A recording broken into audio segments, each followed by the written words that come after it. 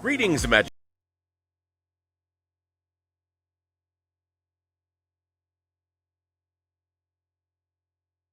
The Designing Hollywood podcast, brought to you by Martika Ibarra and the great, legendary Hollywood costume designer, Marilyn Vance. I am afforded the wonderful opportunity of co-hosting the show. If you are interested in the magic of Hollywood, the design of Hollywood, the clothes of Hollywood, watch the Designing Hollywood podcast, available wherever you get your podcasts from, or find the video version on the John Campea YouTube channel. That's right, the Designing Hollywood podcast. Why would you ever want to miss it? Especially if you love the movies. Robservations with Robert Meyer Burnett.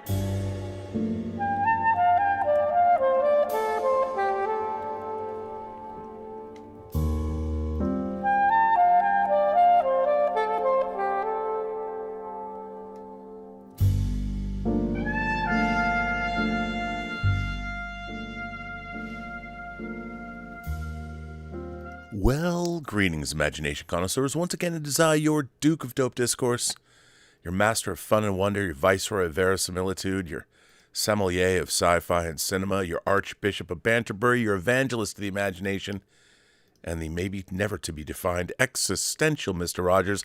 That's right, me, Robert Meyer Burnett, and I am robcasting at you, imagination connoisseurs, you members of this, the Post-Geek Singularity community. This is Robservations episode number 896. My God, 4 episodes away from episode 900. Should I do a 900-minute show? What is that, like 15 hours? I could do it.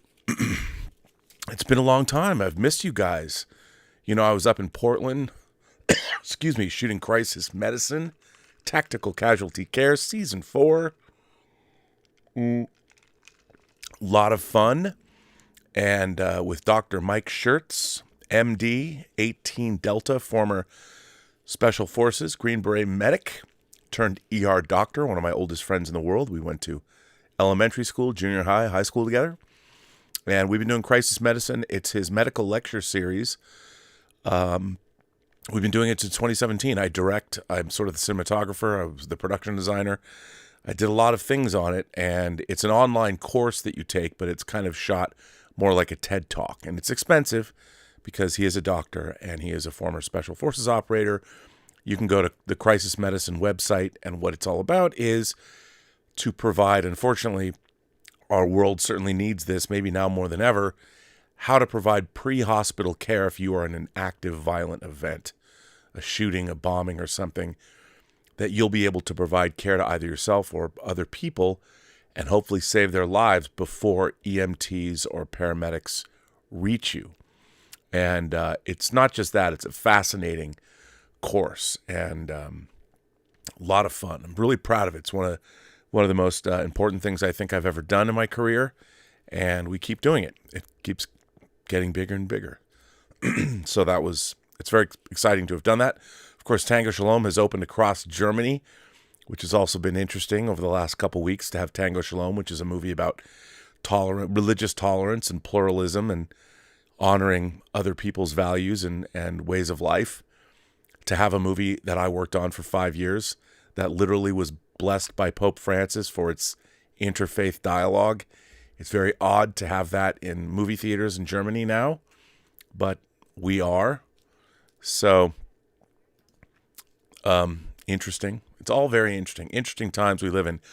Which brings me to the topic of this show. And it all began with me thinking about who else? Taylor Swift. I know, right? Why am I thinking about Taylor Swift? Now, I'm not a Swiftie. I wouldn't necessarily say I'm a fan of Taylor Swift. I'm not a fan. I mean, I think she makes great pop music. It's just, I'm not her audience. But I'm fascinated by her as a business person. Early on, her father made sure that he had bought into her first record company, Big Machine. Taylor Swift also is one of the very first. She might be the very first artist who wrote or co-wrote every single song on a platinum album, if I'm remembering that correctly. and what she's done with the Eras Tour and subsequently the Eras Tour concert film, which is, I think, it's become the largest grossing concert film of all time. What she's done there, very much admire her. And now, of course, you know, we're watching her budding romance with Travis, Mr. Kelsey. And what's interesting about that is she just dives in, man. I mean, if Taylor Swift, I know she's probably going to end up breaking up with him and writing songs about him, but while it's going on, she's all in. I mean, she's put all her chips on the table, man. I mean, can you imagine if she was dating like a physicist, a Nobel Prize winner? Like, what would she do? Well, imagine how full on in she'd go to science. She'd bring STEM to the girls of the world. It could be amazing. It could be incredible. But as it stands, you know, very handsome guy. I understand. That family is very talented, rich, powerful in the NFL. Who wouldn't want to be him? Talk about a power couple. They've got football and rock and roll covered, you know? We've seen that kind of pairing before. It usually works. Hey, good on them.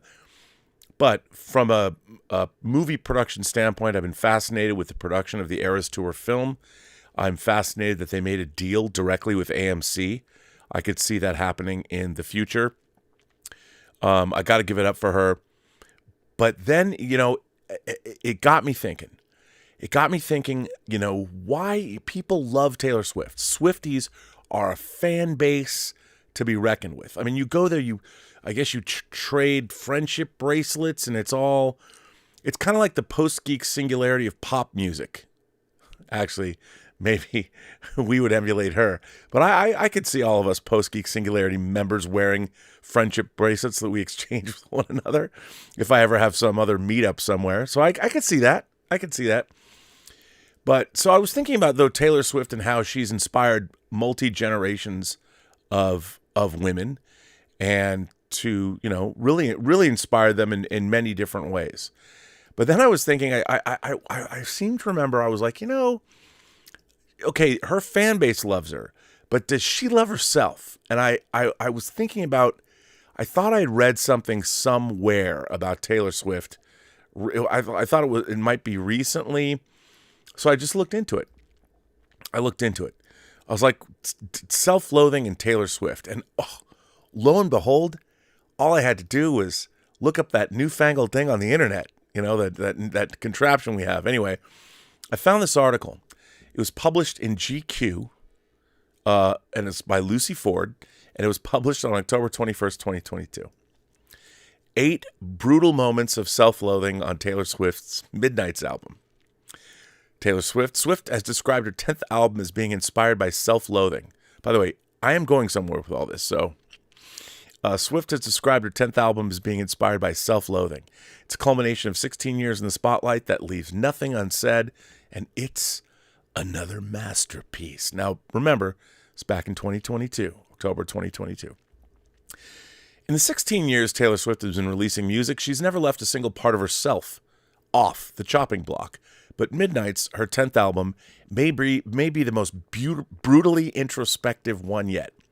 After sending fans out on a fact-finding mission on TikTok, from song titles released via bingo cage to potential clues hidden in vintage phones, she finally revealed on the eve of Midnights, the album, one of the motivations behind writing the album was self-loathing. Stars, they're just like us.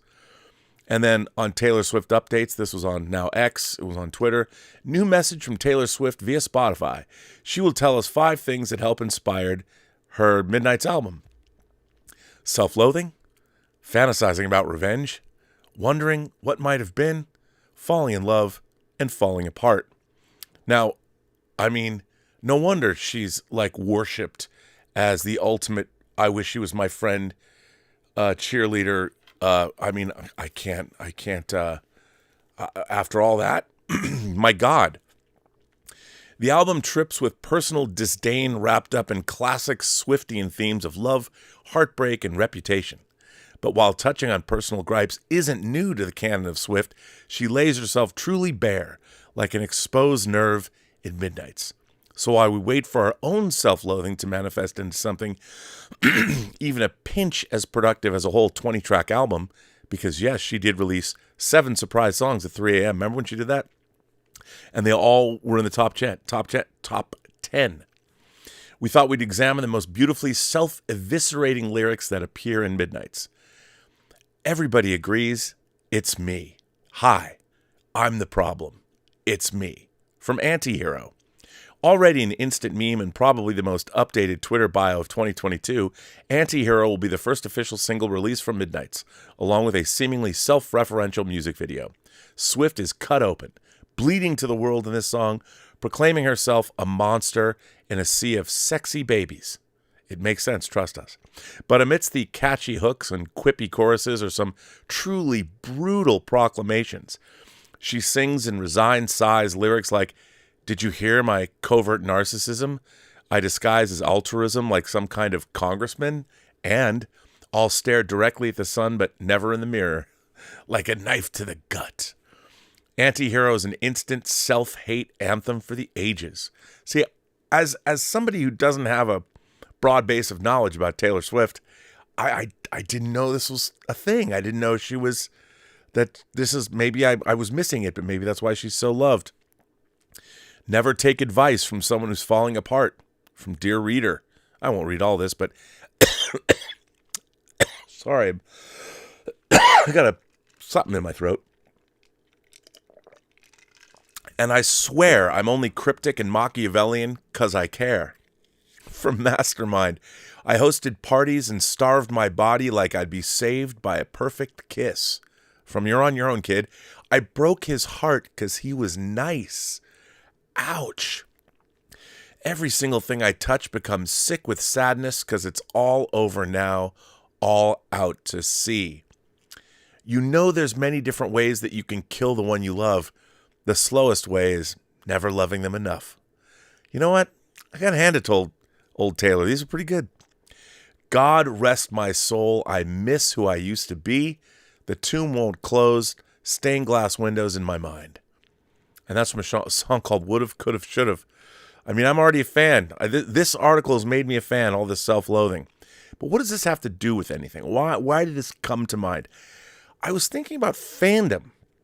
And I was thinking about there's a lot of people, when I was growing up, an imagination connoisseur, you know, I met a lot of people at conventions and all kinds of places that they expressed that all of this stuff, science fiction, fantasy, horror, whether you love movies or TV or comics or novels, action figures, model kits, video games, whatever your jam is, if you're really into it, I've met a lot of people over the course of my life that either felt bad that they were fans, they were embarrassed by it, or they didn't just embrace it. And people looked at me kind of odd, kind of strange. I've told this story before, but when I first got to college, I went to the Evergreen State College before I transferred to USC. And the Evergreen State College is a state college in Olympia, Washington. And I went there because I was really interested in sort of their crunchy, chewy granola alternative approach. There were no grades at Evergreen. They had incredible equipment. You could get your hands on 16 millimeter movie cameras. A CP16 camera, to be exact. And they had a lot of great stuff. They had a great theater department, a lot of really great facilities, and it was a small school. Even this was mid-'80s, and people looked at it like nobody in Washington State wanted to go there because, wait, you're going to go to that like hippie college? And I'm like, yeah, man.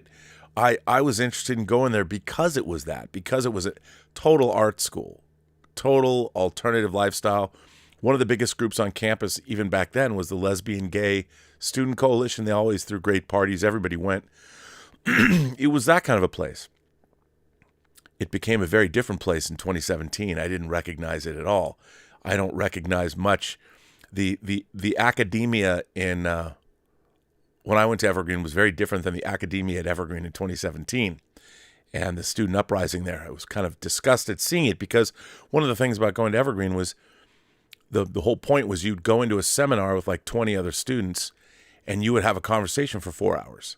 Like you had to come in prepared. You had to have read the book. You had to have read the material because you were graded on your participation. And man, I saw some knockdown, drag out arguments. But people had to confront each other. If you want to have a conversation, that's what you got graded on. And you were in a room together for 4 hours. So you had to learn how to, well, we called it seminaring, but you had to learn how to seminar with other people that you disagreed with. And it was, I thought it was a great way to learn. And I quite enjoyed it. But so when I first got to Evergreen, the first night I was moving into A dorm. There's A, B, and C, A, B, C, and D dorm. And A dorm was the tallest. It was 10 stories, and I was on the 8th floor. And I was moving in next to this guy named Gordon Trzynski, tall, handsome dude with a big, wavy mullet, handsome kid. And I was wearing a Arthur Adams long shot T-shirt and a Cinti X-Men, long shot from the X-Men. And it was a piece of Arthur Adams art, kind of a pose that long shot was in. And I'm moving in, and Gordon Trzynski looks at me, and he made some crack. He goes, comic book T-shirt. I bet you think that's pretty cool, isn't it? And I was like, it is. It is cool. I'm a huge fan of Arthur Adams. You know, did you read the New Mutant stuff he did? And without missing a beat. And it stopped Gordon in his tracks. Because in his mind, this was some geeky thing. But for me, it was not. It was X-Men. It was Arthur Adams. It was decidedly cool. It was a cool shirt. I think Graffiti Designs made it. They made a lot of cool comic shirts. I had a lot of comic shirts. And Evergreen was the kind of place you would wear something like this. But the world was very different than it is now. But I never, when I was growing up, I knew all this stuff was in fact cool. Because I was the only one that was really into it. I didn't know anybody else that was, and I was deep into it, whether it was movies, comics, science fiction, model kits, books, music. And, I had a little cadre of friends in high school that we'd go to art house cinema. We were going to the comic book store. We were going to the record store. We were always doing this stuff. And while some people might have looked at us as geeky or whatever, we thought of ourselves as, I think, on the cutting edge of pop culture is what we were. And what was interesting to us is that our interests in movies and music, it was all intertwined, but we cast a wide net, so we were very much interested in just about anything that would go on. And, buying music, we bought soundtrack albums, and they would lead you to classical music. And I started recognizing like Beethoven's 7th Symphony, and Kubrick all used obviously Beethoven's 9th Symphony and Clockwork Orange. So then you had to go get all the Beethoven records, and you had to listen to them. And then it was like, okay, I want to buy Holtz's The Planets, and which version of Holtz's The Planets would you get? Do you get which composer did the best? And were you going to buy it on Telarc? But Telarc wasn't as good, even though they were the new CD classical label. I remember I got to get George Schulte's version of The Planets, because George Schulte did the best recorded version of the Ring of the Nibelung cycle that was recorded in 1963.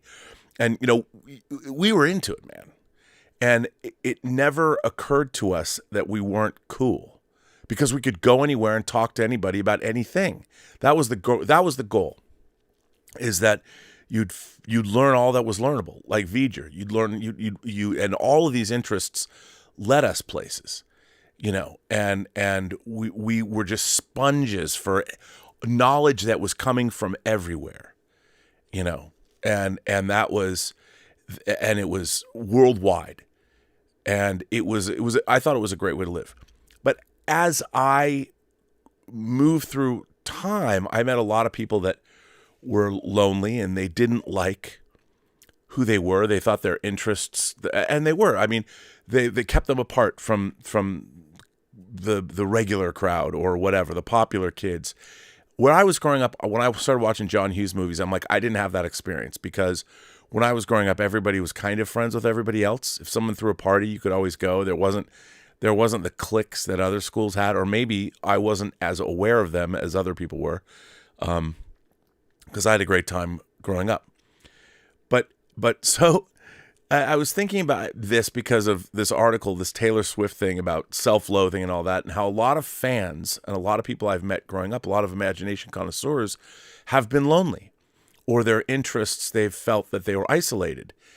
But then what was really interesting for me when I was 10 years old and Star Wars opened, nobody cared about how interested. I had no friends that were interested in creature features, The Twilight Zone, Star Trek, Space 1999, James Bond, all that stuff that I was growing up with. And I was alone until Star Wars came out. And I was 10, and suddenly everybody was interested in Star Wars, and I was able to point people in the direction of other things that they could look for. I'd say, hey, to kids in school, like in the 4th grade, if you like Star Wars, there's this movie on Sci-Fi Theater Sunday you should check out, read about it in the TV Guide or something.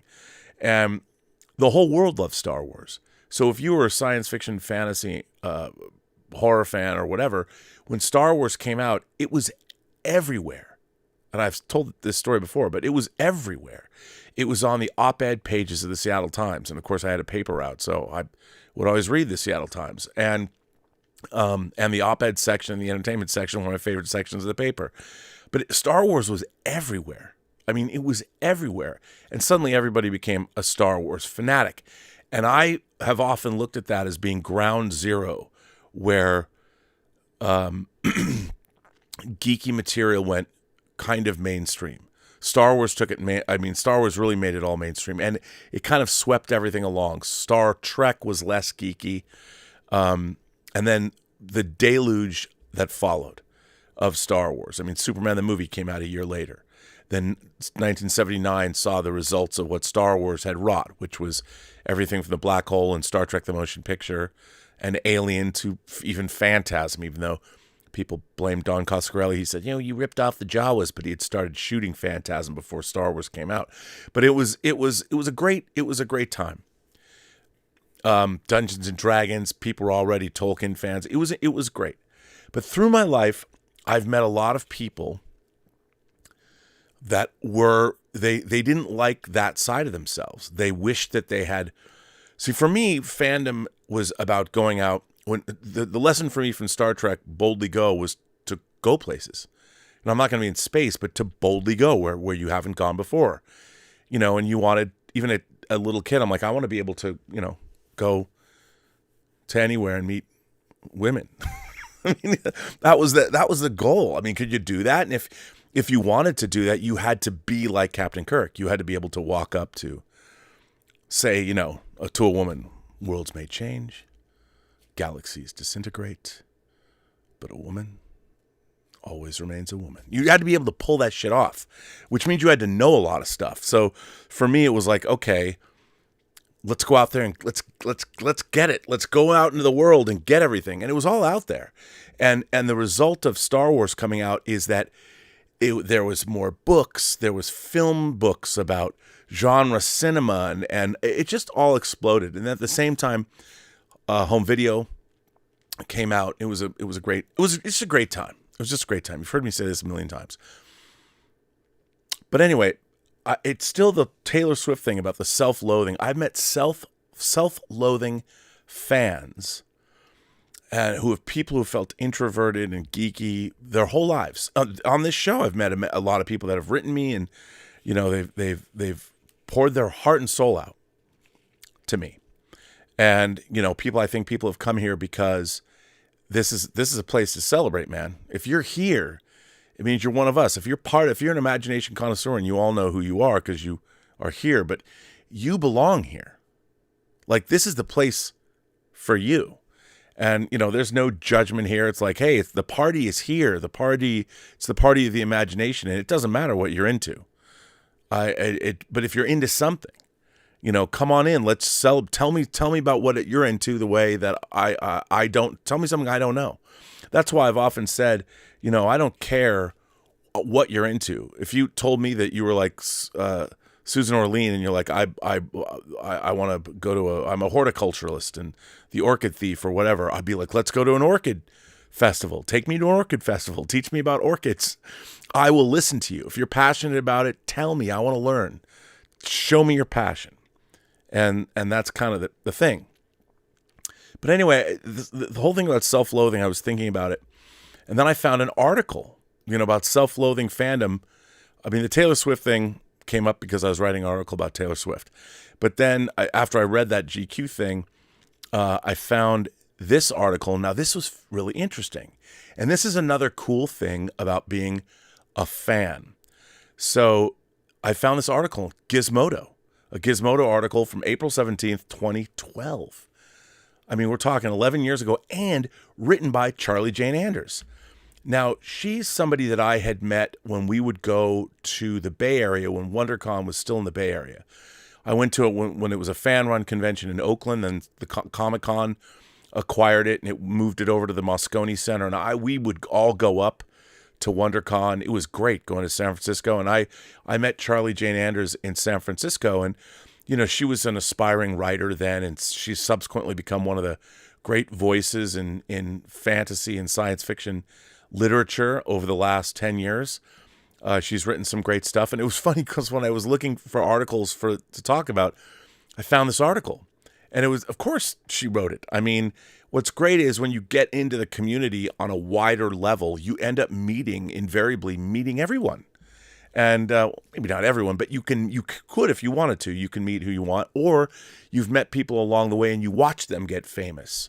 You know, you meet them and you're like, that person's gonna go places. And I always felt that way about Charlie Jane Anders, and indeed she did. But here's an article she wrote that I was like, oh my God, this is like right what I was thinking. So I figured I would share it with you. 10 ways self-hating fans make genre entertainment worse. I was like, oh my, somebody wrote this article just for me. It was what I was thinking about. We love science fiction and fantasy with a pure, burning adoration. And our love of these genres helps make them better.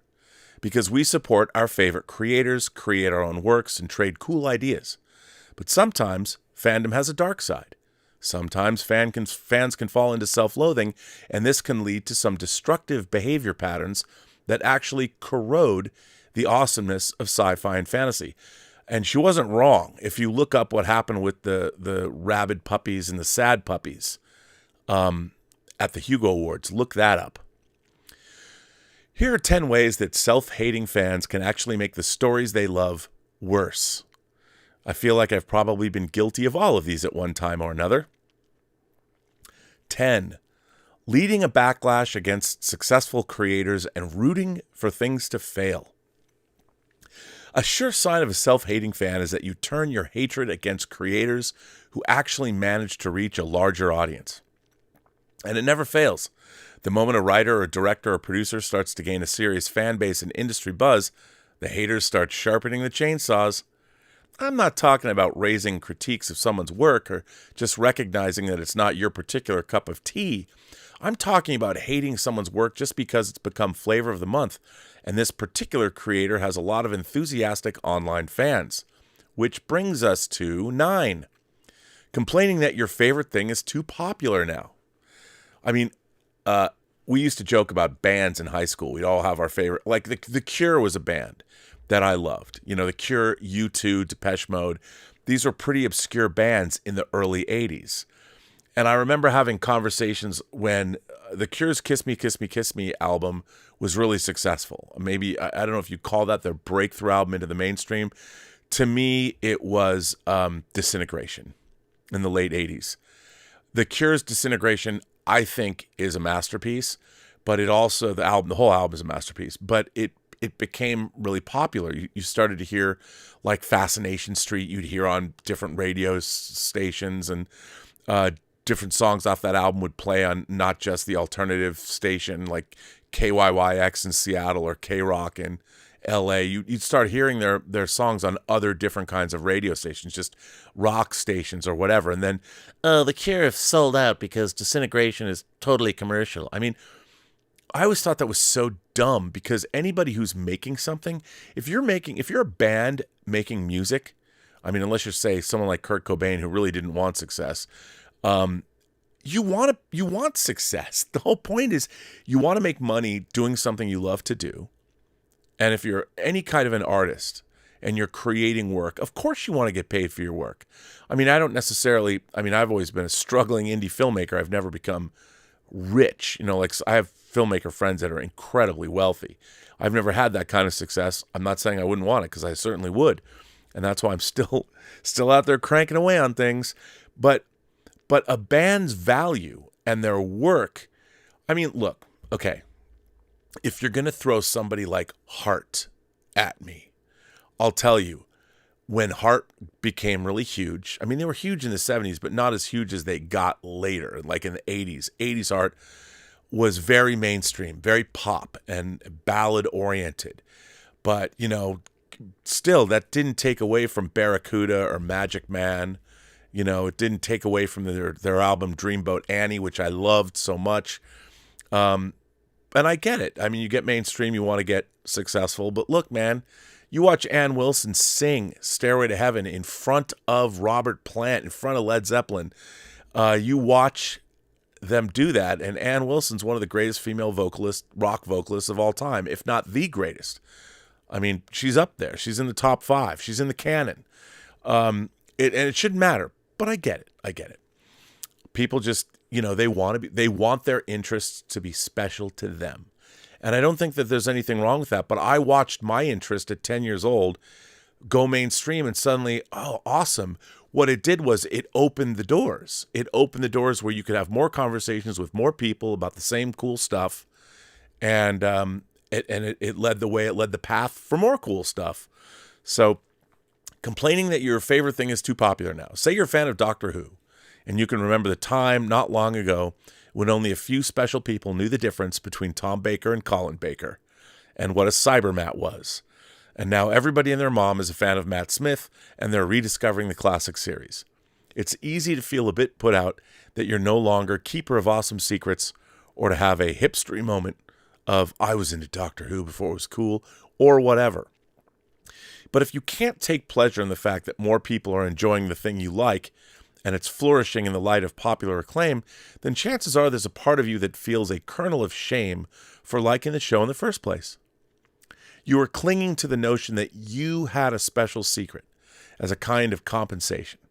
Let it go, because the more people like the things that you like, the more awesome those things can be. At least sometimes more popularity equals more money and more access to high-powered talent. Pretending to be into something way more obscure than what you actually like. Oh, well, all the regular people like Star Trek, but I'm only into Jason of Star Command. Okay, Charlie, no one said that ever. It's the kind of underground cult show you probably haven't heard of it. The DVDs are out of print, too. It's more sophisticated than Star Trek and doesn't spoon feed you explanations for everything. You probably wouldn't like it. No one ever said that about Jason of Star Command. Or substitute Doctor Who and Sapphire and Steel, I guess. Again, nobody ever feels the need to disavow their love of the popular books, shows, and movies unless there's some weird self-reproach going on. And hipstery obscurantism? Hipstery obscurantism. I've never heard that before, but what a great term. Only validates the notion that popular stuff is automatically schlock, which makes it more likely to become schlock because that's what everybody expects anyway. Claiming we're into health food when we're actually only into candy. Everybody claims to hate the Transformers movies, and yet somehow they make $1 billion each. Meanwhile, everyone claims that they want to see more original, challenging, arty projects. But all too often, the non-franchise movies and off-the-wall TV shows and books languish in obscurity. Thing is, there's nothing wrong with loving junk food. Junk food is yummy and awesome, and it can be quite good in its own way. I was totally stoked about Lockout, which is the most sugary, deep-fried piece of junk food I've consumed in ages. Is that the movie about the prison in space, or is that the Sylvester Stallone thing? It's easy to understand why we all want to pretend we like better stuff than we actually do. But it's corrosive. Not just because after a while nobody will listen to us anymore and we claim we want original projects instead of sequels and remakes, but also because we can't make a distinction between good junk food and bad junk food unless we admit we like junk food. I mean, she's not wrong. Being defensive when creators from other genres try their hand at sci-fi or fantasy. Sometimes it seems like there's a knee-jerk hostile reaction when, say, a literary author writes a genre book. I mean, I thought Walter Mosley, who wrote the E.Z. Rollins novels when he dipped his feet into science fiction, was pretty interesting. Or when someone like Miranda July or Lars von Trier dabbles in science fiction themes. Well, it's funny to me because I thought The Element of Crime, which is the first Lars von Trier movie I ever saw, was kind of a post-apocalyptic dystopian sci-fi film in a way, dystopian noir. And it's certainly true that an author who's mostly been reading outside the genre runs the risk of regurgitating cliches.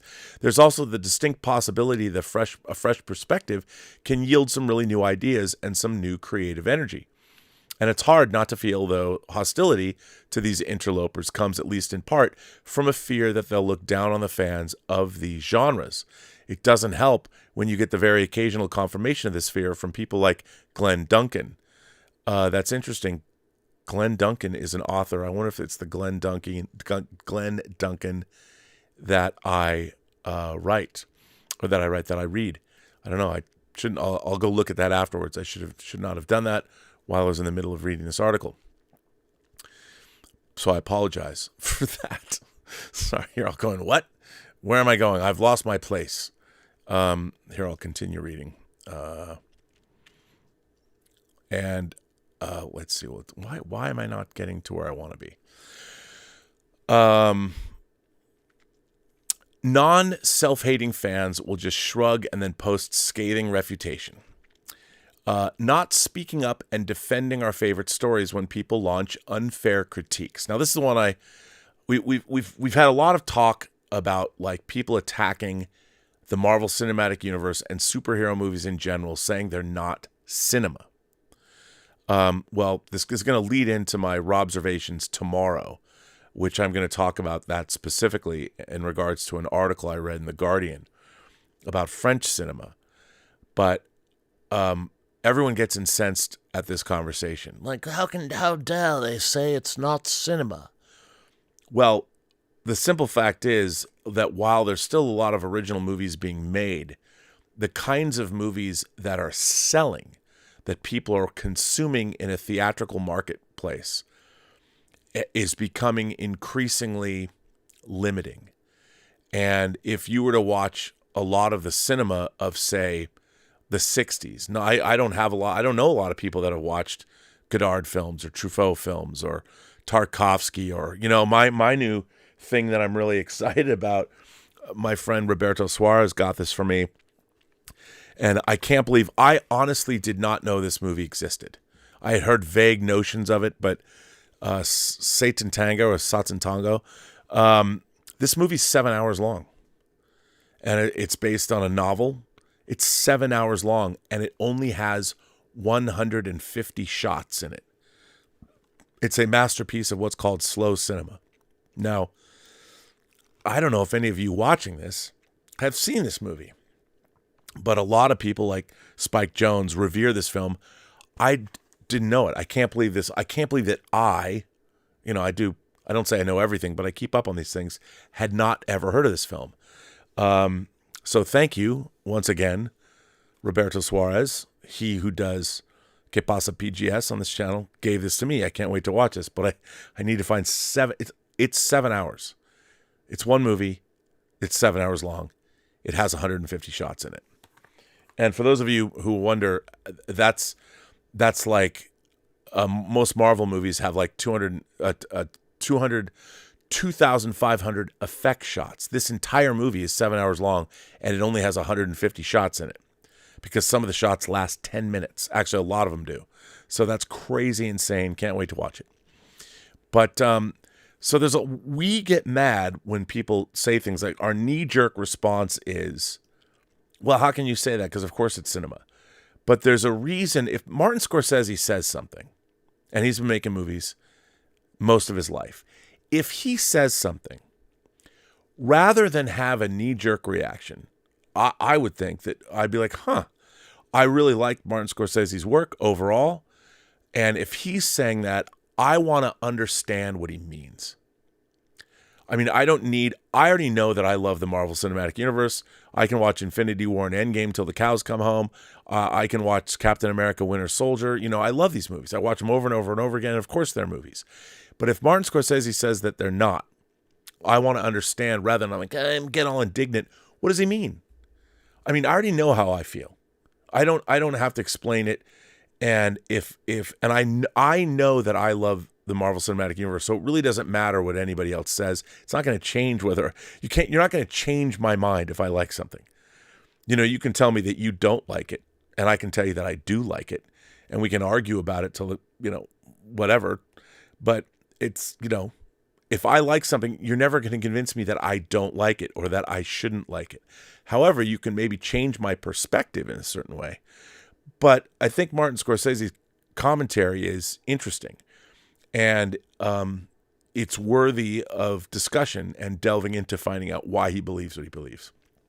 But anyway, not speaking up and defending our favorite stories when people launch unfair critiques. Every now and then someone does decide to try and trot out some lazy stereotypes and broad brush generalizations about science fiction and fantasy. The New York Times has established an annual Let's Bash Game of Thrones tradition, for example. And it's certainly not worth getting pissed off or defensive when ignorant people are given a large forum to expose their ignorance. But we also shouldn't let the tiny part of ourselves that suspects these criticisms have a smidgen of merit keep us from responding. In grown-up intelligent fashion, of course. If we don't respond to this stuff, the snarks and grumpkins win. And nobody wants that. Number 4, getting squirrely when people want to analyze what's really going on in these stories. Moff's Law. It's not just a suggestion, it's the law. It's right there in the name. As the TV Tropes page helpfully explains, Moff's Law doesn't mean that you have to analyze or deconstruct things to death, just that you shouldn't get upset when other people want to do it. If you're secure and self-assured in your love of the Phantom Menace, then you shouldn't care if other people want to bring up the weird subtext of Jar Jar. By all means, defend River Song from her critics, but there's no reason to insist that criticizing or analyzing River Song is incompatible with enjoying her stories. If an in-depth discussion of Vampire Diaries' sexual politics is seriously hindering your ability to appreciate Naked Damon, then just stop reading. Just don't let your insecurity dictate how everybody else can talk about the stories you enjoy. Talk about the stories you enjoy, because yes, sometimes in-depth analysis can contribute to making stories better in the end. I was thinking about, Star Wars Theory. I've always liked Star Wars Theory. He's a good YouTuber. I like his work, and he is a passionate devotee of Star Wars. But it was really interesting last week. I think a lot of people saw that he I would say, disparaged Andor. And he said that Andor was just a sci-fi series, and that, it's not really a great Star Wars show because it doesn't have any Jedi, and it doesn't have any of lightsabers, and it doesn't have any of the things that we commonly associate with Star Wars. Now, the reason that I found that, I was like, what? And it really took me aback, and I thought, well, that was poppycock. And I thought that because, I saw Star Wars the weekend it opened. Like, imagine the week before Star Wars opened, you lived in a world where Star Wars didn't exist. Some of you lucky people might have read the novelization that had come out about a year before the movie came out. It came out in 1976, but then the movie comes out. And imagine, like, I lived in a world where Star Wars didn't exist. And then the weekend it opened, I went and saw Star Wars, and my imagination was forever changed. So I knew what it was like. I was 10, but I still knew what it was like to be a science fiction fan, to love sci-fi movies. I already had a vast knowledge of classic science fiction films. I mean, how many times I'd seen War of the Worlds, or When Worlds Collide, or Them, or Conquest of Space, or all the different Godzilla movies. Rodan I'd probably seen 6 or 7 times because it aired on TV on our sci-fi theater in Seattle, and Rodan still my favorite kaiju movie. But imagine, though, what it was like for me to not live in a world where Star Wars existed, and then to live in a world where Star Wars existed, with all the mythology and all the craziness and all the tropes and everything that came along with that, and the obsessiveness and the McQuarrie, the portfolio and the blueprints that came out and the action figures, and suddenly all this stuff happened. Well, the thing was, Star Wars, if you go back and look at it, the Jedi and lightsabers are actually not a huge part of that movie. it is a period of civil war. Rebel spaceships striking from a hidden base have won their first victory over the evil galactic empire. The crawl doesn't even mention any of that stuff, Jedis and all that. It talks about princesses and civil war and rebel spies and the Death Star. It was about the war of it all. And remember, for the first 3 years of Star Wars existence, for me, that was all that there was. And then I think the Splinter of the Mind's Eye came out in 1978, a year later. And then there were the Marvel comics. And then the less said about the holiday special, the better. But there was no other Star Wars movies. So there was no Yoda. There was no Jedi philosophy other than what Ben Kenobi had said. And it was pretty fleeting. There was no, look at me, judge me by my size, do you? What's in there? Only what you take with you. I cannot teach him. All that stuff was not there. You knew that the Force gives you power over the weak-minded. So, to me, my experience of Star Wars, when I saw Andor, I'm like, oh, so this veered over because Tony Gilroy, who's a serious filmmaker, he looked at that and he said, I want to look into how does a civilization like the one we saw in Star Wars, how does that happen? How does the rebellion, who's rebelling? Where did that come from? What is the empire like? All we're seeing is the upper echelons of the empire, but there's got to be the galactic empire spans the galaxy. So what's it like to work on or live on a planet where the empire's taken over? And what do you have? What's analogous to that? Well, all of human history.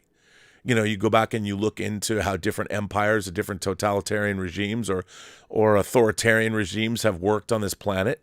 And so Star Wars always had an element of that in it. Well, Andor leaned into that. And that's why I personally loved Andor. But here's the thing.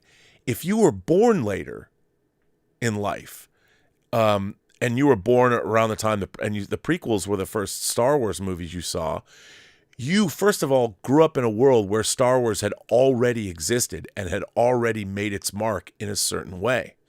So even when Star Wars, the interesting thing, when The Phantom Menace came out, this was a huge, I wrote an article once that said, not since George Lucas has, the only person that has the possibility of disappointing the world more than George Lucas is when Jesus comes back. And in a way, there was some truth to that. I was obviously being facetious, but there was some truth to that. And for myself, I was incredibly disappointed by The Phantom Menace. I wasn't as disappointed as I was when I saw Return of the Jedi, but it just wasn't for me. And for theory, it made me feel bad. I was like, wow, I really wished you liked Andor more than you do. But that's because his experience of Star Wars is very different than my experience for Star Wars, because he grew up in a world where Star Wars already existed, and I grew up in a world where it didn't. And I saw how much better the world became for imagination connoisseurs because Star Wars was in it, and how much better and more enriched my life became because it expanded. Up until then, that to get a science fiction movie that meant anything, and what people also forget is that Close Encounters of the Third Kind came out 6 months later, November of 1977. So it was that 1-2 punch, very different movies, but both were considered science fiction classics. One, obviously Star Wars is science fantasy. We can split hairs here, but very different movies, but still they were epic science fiction visions put on the screen that no one had ever seen. Kubrick's 2001 was more lyrical and introspective. These were popcorn, pop art, pop culture milestone films, and everybody went and saw them. Everybody. Everybody who had a casual interest in everybody. And people went back again and again and again and saw these things. So it was this 1-2 punch with those two movies writ large on the big screen, giant sci-fi widescreen epics. And those two movies were huge. And once they both came out, this is not hyperbole. The world was never the same, especially for we imagination connoisseurs. And it was incredible. And then what happened was, once we had Star Wars and it kind of started to marinate over our culture, and I think this is a problem that Star Wars does suffer from, is that Star Wars, and I'll say this is a controversial opinion, Star Wars has never surpassed Star Wars and The Empire Strikes Back. It's never surpassed those two movies. Sure, it's gone on, and you can talk about how, and people that are younger and people that saw Return of the Jedi for the first time, I get it. Everyone loves Return of the Jedi.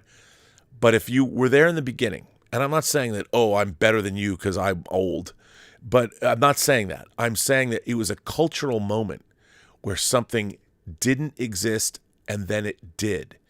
And now, how many years later is it? It's 2023, so what is that? It's 46 years later, right? In 4 more years, it's going to be the 50th anniversary of Star Wars. Half a century of Star Wars is coming up. Well, I mean, I remember a time when there was no Star Wars. And Star Wars has now become a thing in our pop culture. And for me personally, I can't see a time when Star Wars is going to have anything more to say to me. Andor had something to say to me. Rogue One a little bit. I wish Rogue One was better than it is, but I still like Rogue One. And to me, if somebody wanted to really understand Star Wars, I would tell them to watch Star Wars and Empire and then go back and watch Andor and Rogue One. And those, to me, those will give you the key underpinnings of what Star Wars is, because Jedi is too infected by the merchandising and the fact what it could be. Jedi is the product of a corporate business decision. Everything in Jedi. And so Jedi to me is no longer pure. And when I saw it, it was the most crushingly disappointing experience I ever had in the movie theater. I'm like, oh my God, it's a Star Wars movie now. It's a franchise movie. And it was designed to be that way.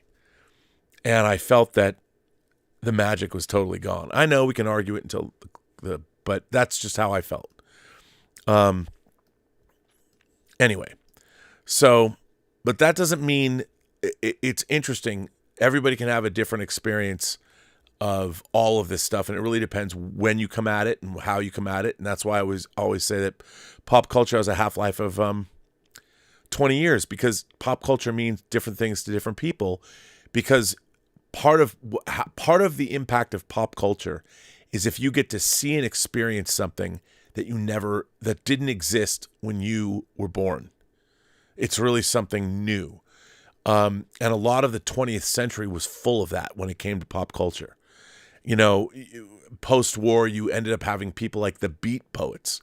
I mean, I can't imagine William Burroughs writing Naked Lunch and talking about the algebra of need in like 2010. I mean, maybe he could have, but I can't imagine he would have.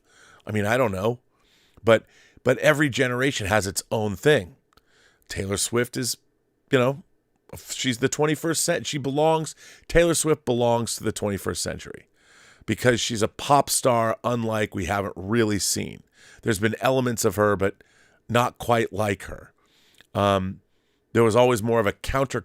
I think the reason that Taylor Swift is such a huge star now is because she's not counterculture. Every girl can imagine that they're friends with Taylor Swift. And you see when they go to a Taylor Swift concert, everybody that's there is immediately friends. Just like the people who come to the Post-Geek Singularity. It's a different vibe.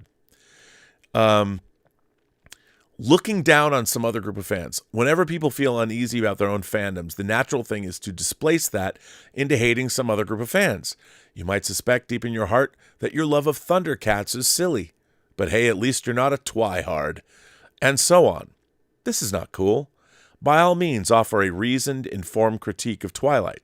There's plenty to criticize, but don't look down on the fans, because trying to create hierarchies of fandom just results in some people feeling unwelcome, which makes everything smaller and less interesting. And the fine distinctions you're making between the brilliant thing that you like and the terrible things that other people like will be lost on many, many people. They'll just hear that everything is terrible. And this translates in the minds of creators to, we shouldn't ever try to make things not terrible because nobody will notice anyway. 2, not being able to appreciate cheesy old school stuff on its own terms. Silver Age comics, classic 1960s and 70s TV shows, old B movies, most of this stuff hasn't aged well. And it doesn't quite live up to your rosy memories of seeing it as a kid on late night TV or in the used comic bins or whatever. It's easy to be a bit embarrassed that you still like 1999 with all its blaring melodrama.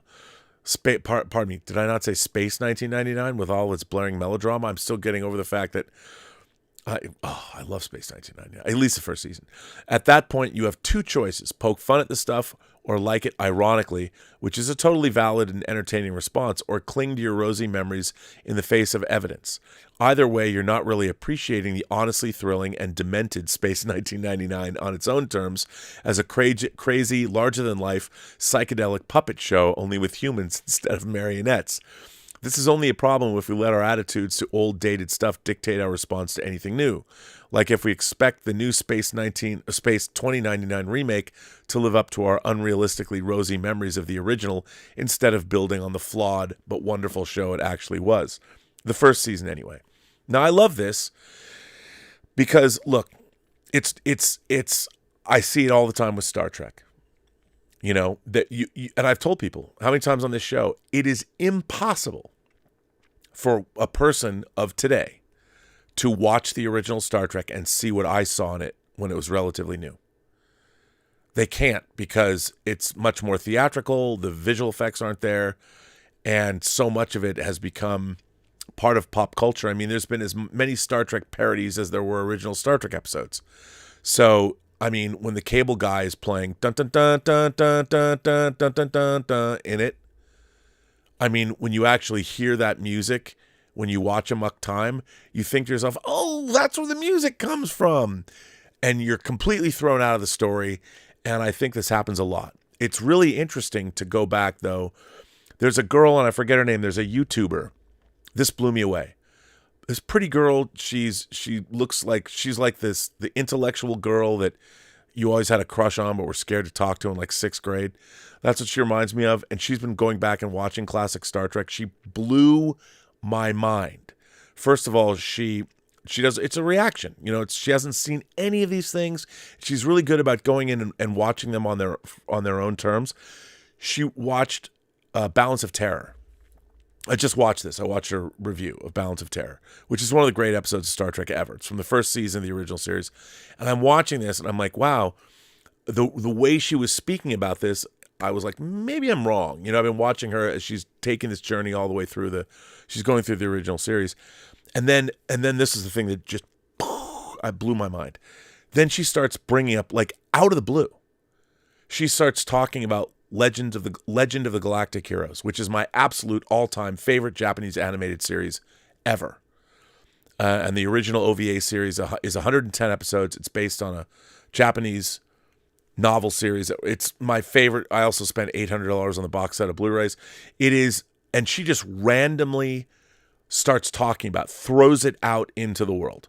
And says, by the way, you got to watch a show called, I was literally losing my mind as she was talking to me. She's talking about Balance of Terror, and it's unfair because I don't remember her name. I subscribe to her YouTube channel, but I don't remember her name, which is unfortunate. But whoever you are, I want you to come on this show and talk some Star Trek and talk Legends of the Galactic Heroes, because I am the only, I met like 3 or 4 people in my entire life that know what I'm talking about.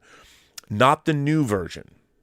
Not the new retelling or whatever it's called, Die New something, but the original series that ran from 88 to like 2000.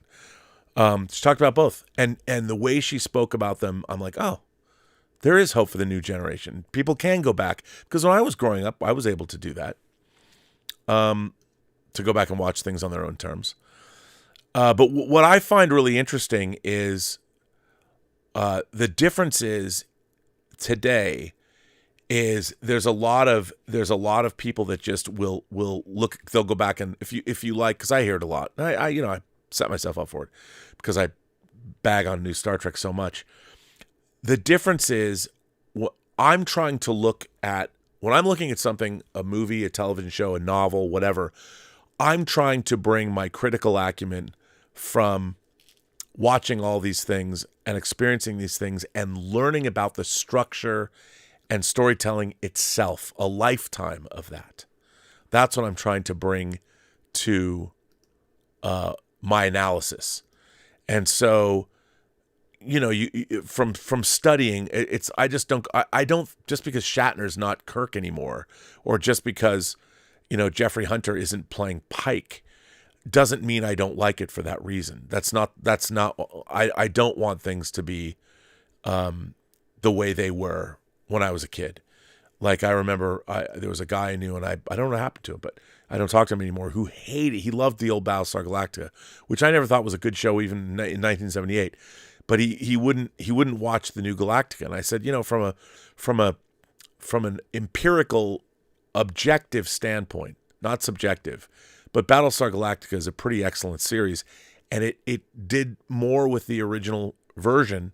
It did more with the original premise of Galactica than the original show did. So here is the number one thing from Charlie Jane Anders. She says, not recognizing when we're being enablers. Sometimes when creators and big companies are falling into bad habits again and again, somebody needs to take their keys away. Sometimes when creators and big companies are falling into bad habits again and again, somebody needs to take their keys away. Remember, this was written in 2012. It takes a lot of self-respect to keep from being an enabler. It's easier just to let it slide one more time, to let a comic book company reboot its universe for the 100th time, or have Satan go around annulling people's marriages, or to pretend that the billionth contrived crossover is as interesting as the millionth was. It's hard to be the person who launches an intervention and helps everyone to no more movies based on random toys, board games, and other weird bits of IP. Like we said earlier, junk food is awesome, but some kind of junk food are just better than others. This is probably the ultimate sin of the self-hating fan, being an enabler and not expecting creators to clean up their acts. I wonder what Charlie would say now. Maybe she'll revisit this article, because we all know what that's like. I mean, obviously, the problem, as I've said on the show, is the impetus for creating these things in the first place. Star Wars does not come from a place of artistic integrity anymore. It can't. It is now a corporate product. Now, that's not to say that people can't bring art to it and be artistic about it. But unfortunately, anything you might do is trumped by what the studio is expecting to come from it. I mean, to be honest, I understand they didn't have a plan, but the Disney sequel Star Wars trilogy I will always look at it and I will never understand, in a world that gave us Peter Jackson's Lord of the Rings trilogy. And even Peter Jackson proves, he tried to take The Hobbit. Well, he didn't try, he did, and turn it into a 3-movie saga. A single book. I mean, I know when Guillermo del Toro was going to do it, they were going to break it into 2 movies, but it doesn't work. They should have made one great 3-hour Hobbit movie. And instead, it was Peter Jackson who did it. And I respect what he did, but you go back and you look at Lord of the Rings, there was such fealty, even when they had to cut things like Tom Bombadil and they put somebody's dialogue in somebody else's mouth. The spirit of those novels, and I know the Tolkien purists will come bitch and moan and complain, but for the most part, you can't argue that those films are so beautifully crafted and they work so well that in a world where the Lord of the Rings trilogy exists, I do not understand why Star Wars, when Disney acquired it, why they didn't spend a couple of years developing 3 movies. And they took, you had the whole expanded universe. You could have delved into all of this if you had really, really talented writers coming on board, a group of writers, and creating a narrative and break it up over 3 movies. You could have turned it into the best corporate product possible. And the fact that you wind up with, I hated Force Awakens, but the fact that you wind up with Rise of Skywalker is inexplicable to me. I mean, in terms of a corporate entertainment product, The Rise of Skywalker is one of the most, I think, epic fails in perhaps Hollywood history. Now, you could say, well, Rob, it still made almost $1 billion. I would say that the Disney Star Wars trilogy overall, not getting into the various aspects of all of it, but it completely, in their desire to try and update Star Wars, but remake the original, now they're reboot, whatever they're going to do, they completely destroyed the very thing that they purchased. Now, okay, now we're getting shows that are okay. I mean, I really liked Andor, but it didn't set the world on fire. And The Mandalorian and all of that's a lot of fun because, The Mandalorian should have obviously was going to be a Boba Fett movie or a Boba Fett show, and they turned it into The Man with No Name in Space, and that's cool. And you're borrowing all the Mandalorian lore and all that stuff that everybody delved into, and that's fine. But it's not satisfying. It's not satisfying the way it should be satisfying, and it was a failure because the impetus behind making them was a corporate decision to make profit, as opposed to like, oh, we've got a great story to tell. We know we're going to make money from this great story, and that's the only way you can. You have to have some kind of artistic integrity. Look. The Transformers movies, if you don't like them, okay. But you can't doubt, or you can't say that Michael Bay wasn't trying to make the best Michael Bay version of those Transformers movies, because those movies they're imbued with who Michael Bay is. They really are. And he might not be your cup of tea, but you can't doubt. When you get to Last Night, then it's okay. Yeah. But at least he tries. You can't say that he ever phoned it in. I don't know what Last Night was supposed to be, but it's a glorious mess. It's so crazy. Anyway, let's see what you guys have been saying. Let me go back and see what we got cooking here.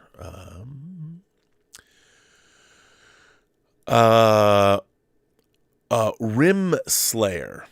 Actually, you know what? That was an old one. That was from... Rim Slayer says, was it disgusting when Disney went behind Bob Chapek's back and secretly replaced him with Bob Iger without telling him?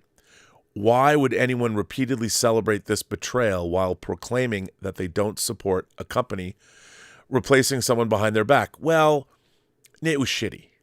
It was shitty. I think it was shitty. And I agree with you, but that's, that the corporate world is brutal, and executions happen all the time. And I think that there was a lot of machinations going there, and it really hasn't served the company well. Certainly not. Or the stock price. So we'll see. Darth Plato says, nice baby face, Rob. Thanks, Darth Plato. Yeah, I shaved. I think I'm gonna just keep it a little freshly shorn, as I work out, get everything tighter, look younger. Why not? I'm lucky I have pretty good, less wrinkly skin, and I look all right, I guess. Obscure Artiste says, Rob, please take a gander at my new comic horror novel, Grendel Wept, now out in paperback. It's not Cthulhu's Mytho fanfic, but it reimagines the Lovecraftian dilemma within a Gnostic. What is that? Archontic? Archontic? Is that an anarchistic frame? Archontic frame? That's really interesting. Is that out? Can I go buy that? I'll buy that. That's really interesting. So Obscure Artist, thanks for the super chat. And so Grendel Wept. I like that, but I can't help but think of Matt Wagner's Grendel, but I know what you mean, Grendel, from back in the day. I like that. That sounds good. Grendel Wept. It's on my radar. I'll go get it. Darth Plato, our own Darth Plato, says, is Star Wars its own genre? Is Star Wars just the sum total of its unique characteristics? The topic you mentioned earlier implies that Star Wars products must have these features. If that's true, then Star Wars can never grow. Well, I here's the thing about Star Wars that, like, when people see, for me, I'm really not that interested in the Jedi and the Sith. Because here's the thing. When I first saw Star Wars, and the idea of the Force is an energy field that surrounds us and binds us, that's created by all living things between the tree and inanimate objects as well, or trees have the Force. The idea that you could tap into that, to me, is about human potential. You know, we all can tap into our be our best selves, whatever it is if we're gonna try and get better mental acuity or physical prowess or whatever. That's to me what the Force signified. And anybody, when I watched Star Wars, anybody could tap into the Force. They did have the idea that, if your father had it, you could pass it down somehow, but it was like, we're gonna start your training.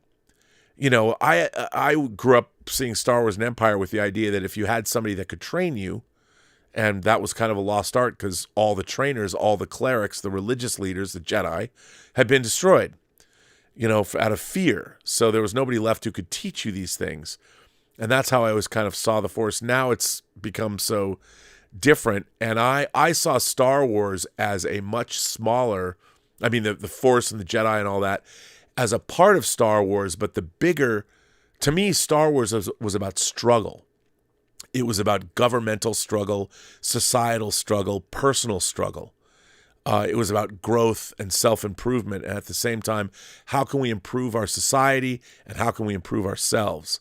That's why I liked Andor so much. And I think people who saw Star Wars when it first came out, you know, when you grow up, you play with your Jedi, you've got Rebels and you've got Clone Wars and you follow those stories, but those stories are already full of all the stuff kids love, where Star Wars was sort of for the kid in all of us, but it was fairly sophisticated. I mean, you go back and you watch Star Wars and you see the Imperial officers, you know, until this battle station is fully operational, we are vulnerable. The Rebel Alliance is too well equipped. Dangerous to your Starfleet commander, not to this battle station. You know, that guy with was that Mahdi? It was different. It was about something, and it felt like World War II in space. It felt like the Death Star was the Eagle's Nest, or it was the Guns of Navarone, or it had a little bit of that in it. The Hidden Fortress. You know, so it was, these guys were going to take out an enemy thing in order to save their side. So in my mind, Star Wars was always more of a war situation than it was about swashbuckling Jedi. Because in the first movie, that's what it was. And so I can understand how people thought more of it because the prequel trilogy was very different. Thomas Logan, our friend Thomas Logan, says Killers of the Flower Moon is a masterpiece, a perfect 10 out of 10. It won't beat Oppenheimer for Best Picture or Director, but it will win Adapted Screenplay and Editing. Yes, ADHD crowd, the running time was perfect. Well, Thomas, I have yet to see it. I'm looking forward to seeing it because I was when it opened up in Portland. But hey, is it 7 hours? No, it's only half that. Destiny Captain says, Rob, there's a YouTube channel called Target Audience, and they're working their way through Trek in order for the very first time. I've been watching that, and they really seem to like it and get it. Might be fun to have them in sometime. Yeah, I should. I've been watching that, and I kind of like that. Jesse Flores says, hey, Rob, good to have you back. I know you said you can't always answer DMs on your Twitter because time, but I sent you a message a couple weeks back. Hope to hear back. Stay metal. Jesse, were we both friends already? Because sometimes I don't look in my messages from people I don't know. So I'll definitely go look for that. Charlie Thomas says, hey, R&B, I was wondering, are we going to see another X-Men film on screen? I didn't love Dark Phoenix. Me neither. But I would love another go at it. One of my favorite Marvel properties. Any rumors? Thanks. I've heard nothing. Some of you know I've gone on an X-Men kick, going back and reading, getting all the missing omnibuses I had. I just ordered Sins of Sinister, the hardcover. Came out. Can't wait to read that. And I've been reading The Fall of X. I've just been ensconced. I'd love to see an X-Men movie. I'd love to see them do the Krakoan era, but it wouldn't make any sense. you'd need to set up the non-Krakoan era first. But I'll tell you, I mean, I can't escape the notion that Marvel, the new phase of Marvel, should have been the X-Men. I know they can't. I mean, we've heard things about, well, the contracts are good till 2025 and nobody could, whatever it is. I mean, after the Infinity Saga, if they had just picked up and started with the X-Men and made X-Men movies and made 23 X-Men movies and led up to whatever you wanted, Age of Apocalypse, Mutant Massacre, whatever, Inferno, I don't care. They should have done that. I'm more convinced than ever. I mean, maybe they couldn't, and obviously Fox, the whole thing was different, but I would love to have seen that. And then at the end, then you can bring the two teams together. But if they had done that, they could have. I mean, the New Mutants movie that Fox made wasn't very good. It wasn't horrible though, but it just wasn't very good. If only Marvel could have done all of that stuff. I mean, you could have led up maybe the Dark Phoenix saga, but led up to it and done it correctly, because you would have been in love with Jean Grey and she would have been in a lot more movies. I mean, it would have been really interesting because they would have understood the serialized nature of their storytelling. And if they came out with, I mean, there could have been an Alpha Flight movie. You could have had Wolverine involved with Alpha Flight. You could have done so many different things. You could have had the Mojo verse, and you could have had Long Shot and done all that. And it's a bummer because I don't see any way forward for the Marvel Cinematic Universe to bring in the X-Men. I honestly think that we are at the tail end of the superhero genre. And there's nothing wrong with that. It's had a really great run. We'll see where Captain Marvel's going, but it doesn't bode well that the embargo is till the day before it opens. I really honestly think that there is a complete lack of interest in any superhero movie now. It doesn't matter what it is. I really do. And I'm not saying that you can't, all it takes is one great movie to reignite that. Just one great movie. And I don't care what anybody says.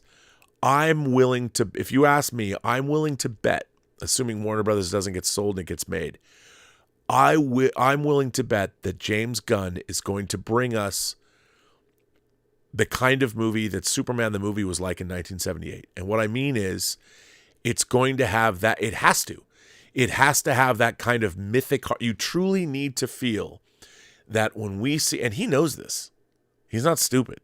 He knows that the Superman movie that we're going to get is going to start, and it's going to give us the feeling of something that is very different from the superhero movies we've been getting since 2000 with X-Men.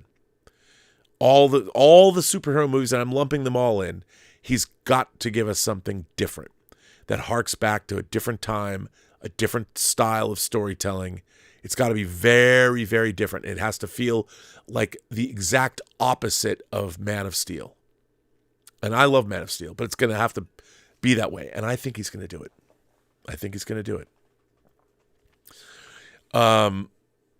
So yeah, I would love to. I mean, Charlie, now that I'm, reading all this X-Men from all the different eras, man, it's so cool to be able to have these. I love these omnibuses. So anyway, 200 Watt Studio says, doing a DS9, Deep Space Nine rewatch after Picard Season 3. Holy cow, The Wire shadow play. Such rich storytelling. I miss it. Yeah. I mean, you go back and you watch, look, the first two seasons of Deep Space Nine are a little rough because they're trying to figure out what the show is. They couldn't, but I do think you go back and you watch Emissary now. It's pretty great.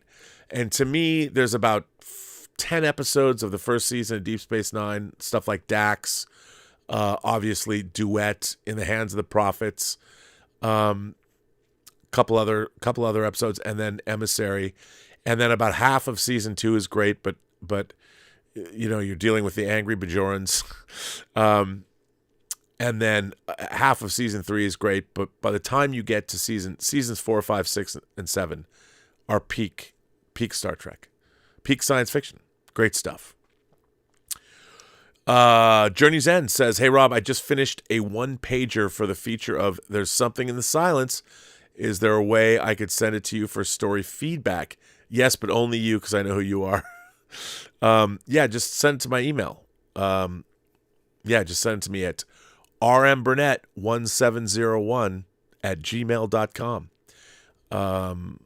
Yeah, send to me there. And I haven't even got to the end of what this episode. I've caught up with the super chats, so if you want to fire in super chats and tips, I will go back to them, and I have a few letters to read. But, so I was thinking about all this stuff about self-loathing fans. And then my friend Dan Coyle sent me a link today to a guy that I didn't know that Howard Chaykin is a fan of, a guy named Ashley Holt. And Ashley Holt, I didn't know him. He's written a lot of stuff he publishes his stuff on Lulu. He's kind of a famous caricature artist. His caricatures are great. I looked him up. He has a column on Substack called thesymptoms.com. And he wrote a book that I just ordered based on this essay called Dorkness Visible, My War with Nerd Culture, which is something I was very interested in reading. And Dan sent me this essay to read today, which is the introduction to his book. And so I want to read this to you guys. And I want to discuss this as the fun, because I read this, and to be honest, it kind of pissed me off when I read it. It annoyed me. So I want to read this. I want to share this with you, and I'll try and read it well and not fuck up. A lot of big words in here. But again, this is Ashley Holt. This is the introduction of his book, Dorkness Visible, My War with Nerd Culture. And already I'm like, okay, are you a self-loathing nerd? Are you a wannabe nerd? Dorkness Visible, My War with Nerd Culture. Is this something I've heard a million times before at conventions? I didn't know, but I want to jump into this. Howard Chaykin is a big fan, and I love Howard Chaykin. Again, as frequently ever, Ashley Holt finds new and yet familiar ways to resonate with my ancient soul. Now, if Howard Chaykin says that, I don't know if you know Howard Chaykin. Howard Chaykin drew like the original Star Wars comic. He's drawn, he worked with the major comic companies, but when he went off on his own and he was publishing stuff like American Flag, which I revere, Times Squared, which kind of came out of American Flag. He did a great miniseries for DC called Twilight, a 3-episode prestige series about their cosmic characters that I adored. He did The Shadow. He did a lot of crazy stuff. And I'm a huge fan of Howard Chaykin. So if he endorses somebody, I'm like, okay, I got to read them. Because as a writer and artist, Howard Chaykin was hugely influential to me, especially in the 80s, and got me reading comics again. So I'm going to read, this is the introduction of Dorkness Visible, My War with Nerd Culture by Ashley Holt. And I want to say, and I haven't read the book yet, so I can't recommend the book, but it's a book of like 12 essays. But this opening essay it pissed me off enough that I went and bought his book.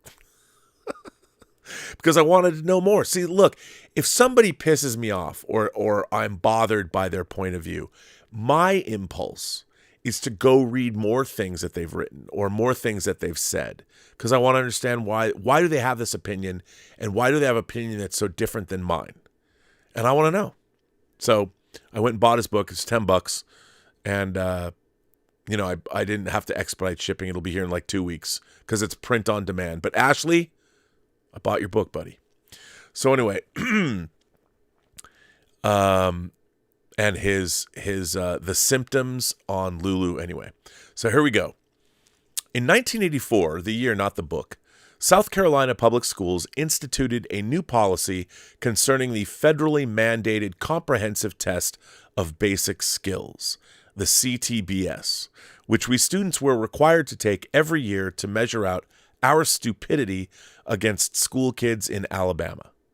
The new policy required that any student who failed a particular section of the test must attend remedial classes in that subject. This was intended to punish those apathetic high schoolers who, like me, knew that the test was not going to affect our grade average and penciled in the multiple choice answers randomly, thereby bringing down South Carolina's national ranking even lower than its podunk education system already did all by itself. And so having flunked the math section of the CTBS with my Duchampian testing method, I found myself placed in a classroom of shame, surrounded by kids in helmets, thumbing through flashcards. I tried to point out that a mistake had been made. It's true my algebra skills will never be prizeworthy, I protested, but look at Edgar over there. He's eating his pencil. Becky can't figure out what 5 fuzzy bunnies plus 2 fuzzy bunnies makes, but I assure you I can manage such an equation. I know it sometimes appears otherwise, but really, there's a difference between dosing microdots and having microencephaly. Okay, I may be dim, but I'm not like them. It's a song I got used to singing through a lifetime of minimal effort and maximum arrogance. And that little ditty is also, I'm ashamed to say, the obvious theme of this book. A collection of essays and outbursts that both confess my crimes of pop culture indulgence and defend myself as less criminal than the real criminals. Sure, I may have read a few Iron Man comic books back in my day, but I'm not like those cosplayers on parade in San Diego. I'm not wearing a helmet. This is partly my knee-jerk resistance to conformity in play. While the herd gobbles up every manufactured craze from Pac-Man to pickleball, I have nursed a lifelong allergy to mainstream tastes. For one thing, I'm rightly terrified of the viral infection known as fandom, particularly the geekish strain. I've watched as others dabbled in a healthy nostalgia for Mego action figures, for example, only to succumb to deep levels of nerdish radicalization. Soon they're yammering endlessly about fist fighter body variations and butterfly peg holes. I know all about talking about butterfly peg holes, I assure you. Spending the kids' tuition money on Logan's Run prototypes and waging YouTube flame wars with Mego Matt 227, I don't even know if that's a real guy, over the validity of his Crusade-carded Dr. Zaius. Not that I would know anything about that stuff. These nerd obsessives, hoarding their bagged and boarded hologram editions and Funko rarities and vinyl-sided bungalows, are no longer the dateless man-babies of the classic Trekkie era. Now they run the world. Marvel has eaten Hollywood, bringing the Who's Stronger, Superman or the Hulk, philosophical conundrum from mom's basement to the world stage. Sotheby's has shifted their attention from hustling Liechtensteins to auctioning the comic book pages they copied. Today's billionaire class eschews Chateau Cheval Blanc, and I can't even read this, Brian Cousis, in favor of rare Ghostbusters Twinkies and Star Wars lobby cards. Representative Robert Garcia of California was sworn into Congress on a copy of Superman 1, an act celebrated by American voters for reasons they don't seem able to explain. The more nerd world grows in magnitude, the more I have felt compelled to draw a line in the sandbox to distinguish myself from these other children.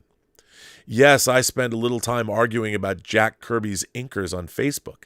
Yes, I still have my 1976 King Kong lunchbox and Dick Tracy Soaky displayed on the shelf.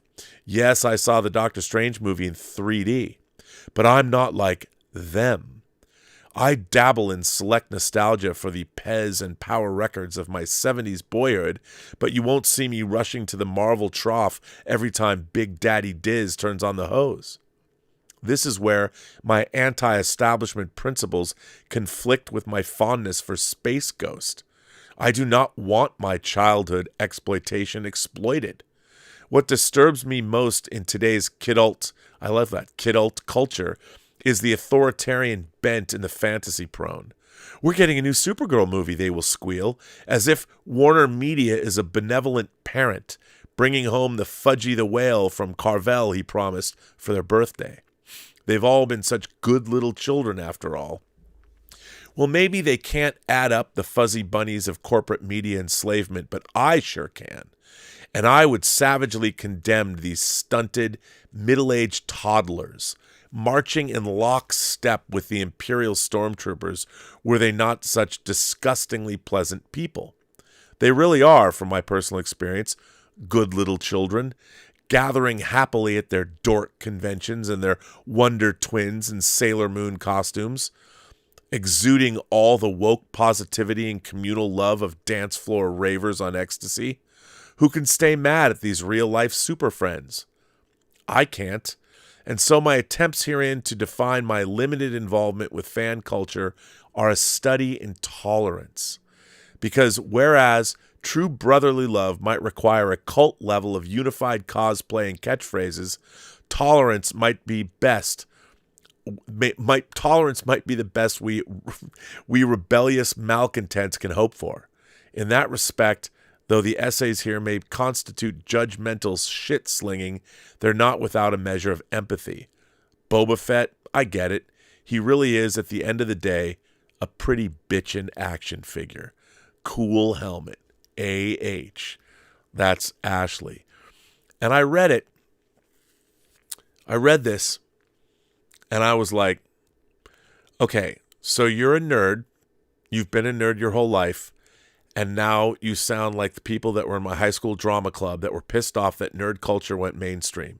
And I'm sure, I mean, after looking at Ashley's his artwork, it's delightful. It is truly delightful. His caricatures are really, really delightful, and I have no qualms with that. And I did buy your book. I spent the $10. It's $15 with shipping. Bought your book. But when I read this kind of stuff, I've been hearing it my whole life. You know, I've been hearing from people literally my entire life about how, you know, when are you going to give up these childish things? And what's interesting to me is I found my way into culture. You know, I started listening to classical music because of the Star Wars soundtrack. You know, and watching movies. I never just watched science fiction, fantasy, and horror. In fact, my favorite movies aren't science fiction and fantasy and horror, superhero movies. My favorite movies, one of my favorite movies in the world is All That Jazz, or Tay the A's, All About Eve, Almost Famous, Amelie, you know, the Alien.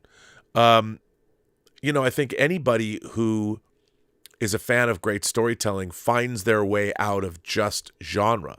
I mean, Star Wars led me to Kurosawa. You know, I'd never seen a Kurosawa movie till after I was 10 years old. I hadn't seen Seven Samurai. You know, when Star Wars came out and people started talking about, then I had to see Hidden Fortress. And then, you know, when you discover Kurosawa, it's you go down a road, you go, so you see Rashomon, you know, then you go see Yojimbo and Sanjuro, then you realize, oh my God, that was the basis for A Fistful of Dollars and for a Few Dollars More, Clint Eastwood's Man with No Name. And then it's like, oh, Magnificent Seven was a remake of Seven Samurai. Like, there are these connections, and then you have to see them all. Otherwise, you don't know. And I would say that, you know, there's a lot of people, I think, today it's more, people are a little bit more myopic than they were when I was a kid. There's a lot of people, I'm surprised at how little knowledge of classic cinema there is amongst movie fans today. Because there's so much to watch now. Why would you go back and watch a lot of these other things when, you know, it's like, well, I'm not going to watch that old show. I get it.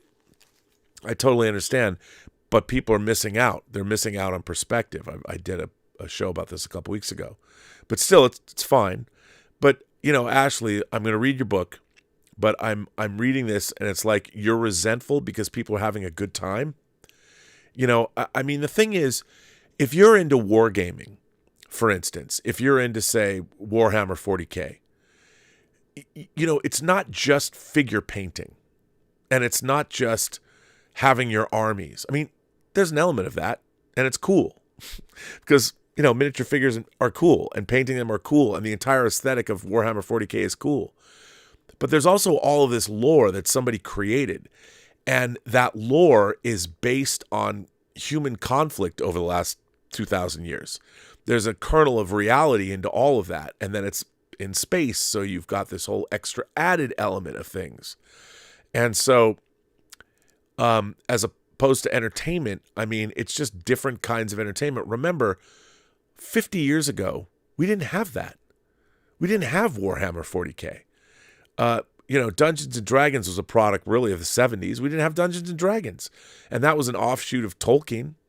So, you know, Tolkien's work after what Lord of the Rings was published when? Early 60s, late 50s? I don't remember. I think early 60s maybe.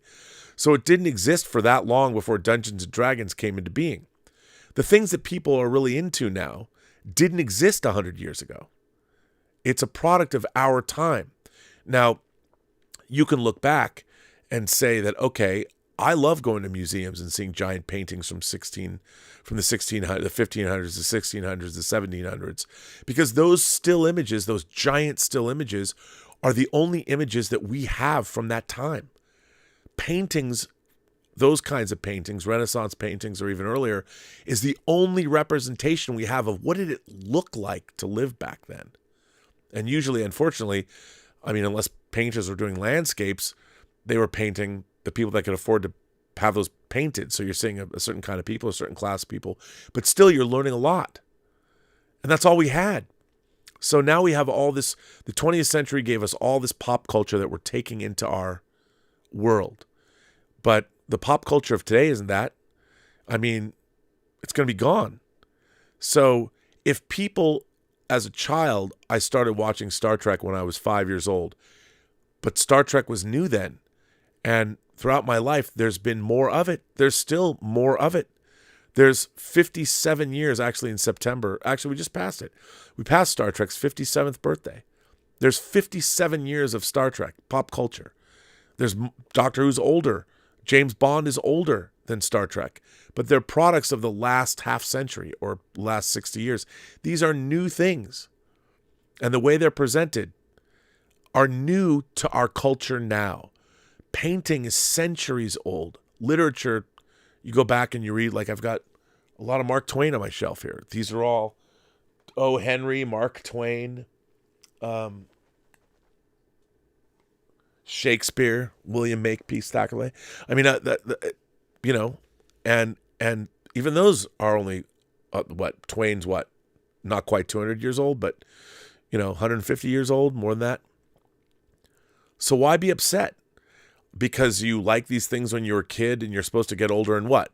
You're only supposed to listen to classical music. You're not going to listen to Hackney Diamonds, the new Stones album, which has some great bangers on it. Who would have thought Mick Jagger would be putting out Hackney Diamonds at 80? If you think about that, he's 80. And he just put out a rock and roll record and the ballad on there, he's singing with Lady Gaga and Stevie Wonder. There's multi-generations of people there. Now, a lot of people would say if you're a classical music snob, oh, you only listen to rock and roll. You're listening to an 80-year-old bang out one of the most influential figures in a relatively new art form. So are you going to say that, well, you're not listening to Sibelius, you're not getting the last recording of Sibelius or a Schubert trio, whatever. What does that mean? If you only listen to the Rolling Stones, people 100 years ago didn't have the Rolling Stones yet. So if you've been listening to them your whole life, if you have Tattoo You or Some Girls or Sticky Fingers, whatever it is, if you bought those when you were young in the 70s or 60s, 70s, 80s, and you're still listening to the Stones now, is that a bad thing? You get to watch the evolution of an artist. And it's so weird to me to see somebody come out, and that's why I can't wait to read the rest of the essays. I'm like, are you gonna put down, we didn't have, I'll tell you something, as somebody who's been going to the San Diego Comic-Con since 1988, longer than a lot, but not as long as some, even that experience has drastically changed. Drastically changed. It has evolved, and I would dare say that while it's become too big, and it's not like, it was great when you can drift in and out, it's gotten huge, really big.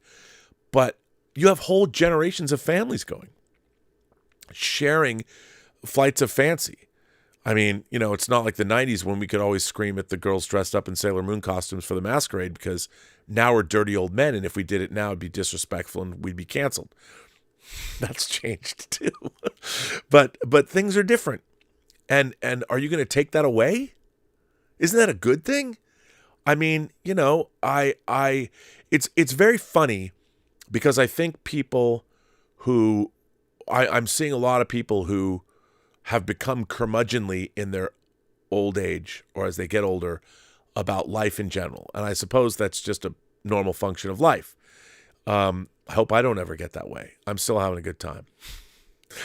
I get parts in the mail for, I got parts for both the Enterprise D and the Millennium Falcon. And I'm like, great. And I'm thinking, I'm the Millennium Falcon model I'm building, the D'Agostino model is, it's the Empire Strikes Back. It's like this big. It'll take me 2 years to paint it and all that. But I built a Millennium Falcon model in 1977 or 78 when the model came out from MPC. And I'm building one now. Is that silly? I mean, what am I supposed to do? Am I supposed to get older and not read?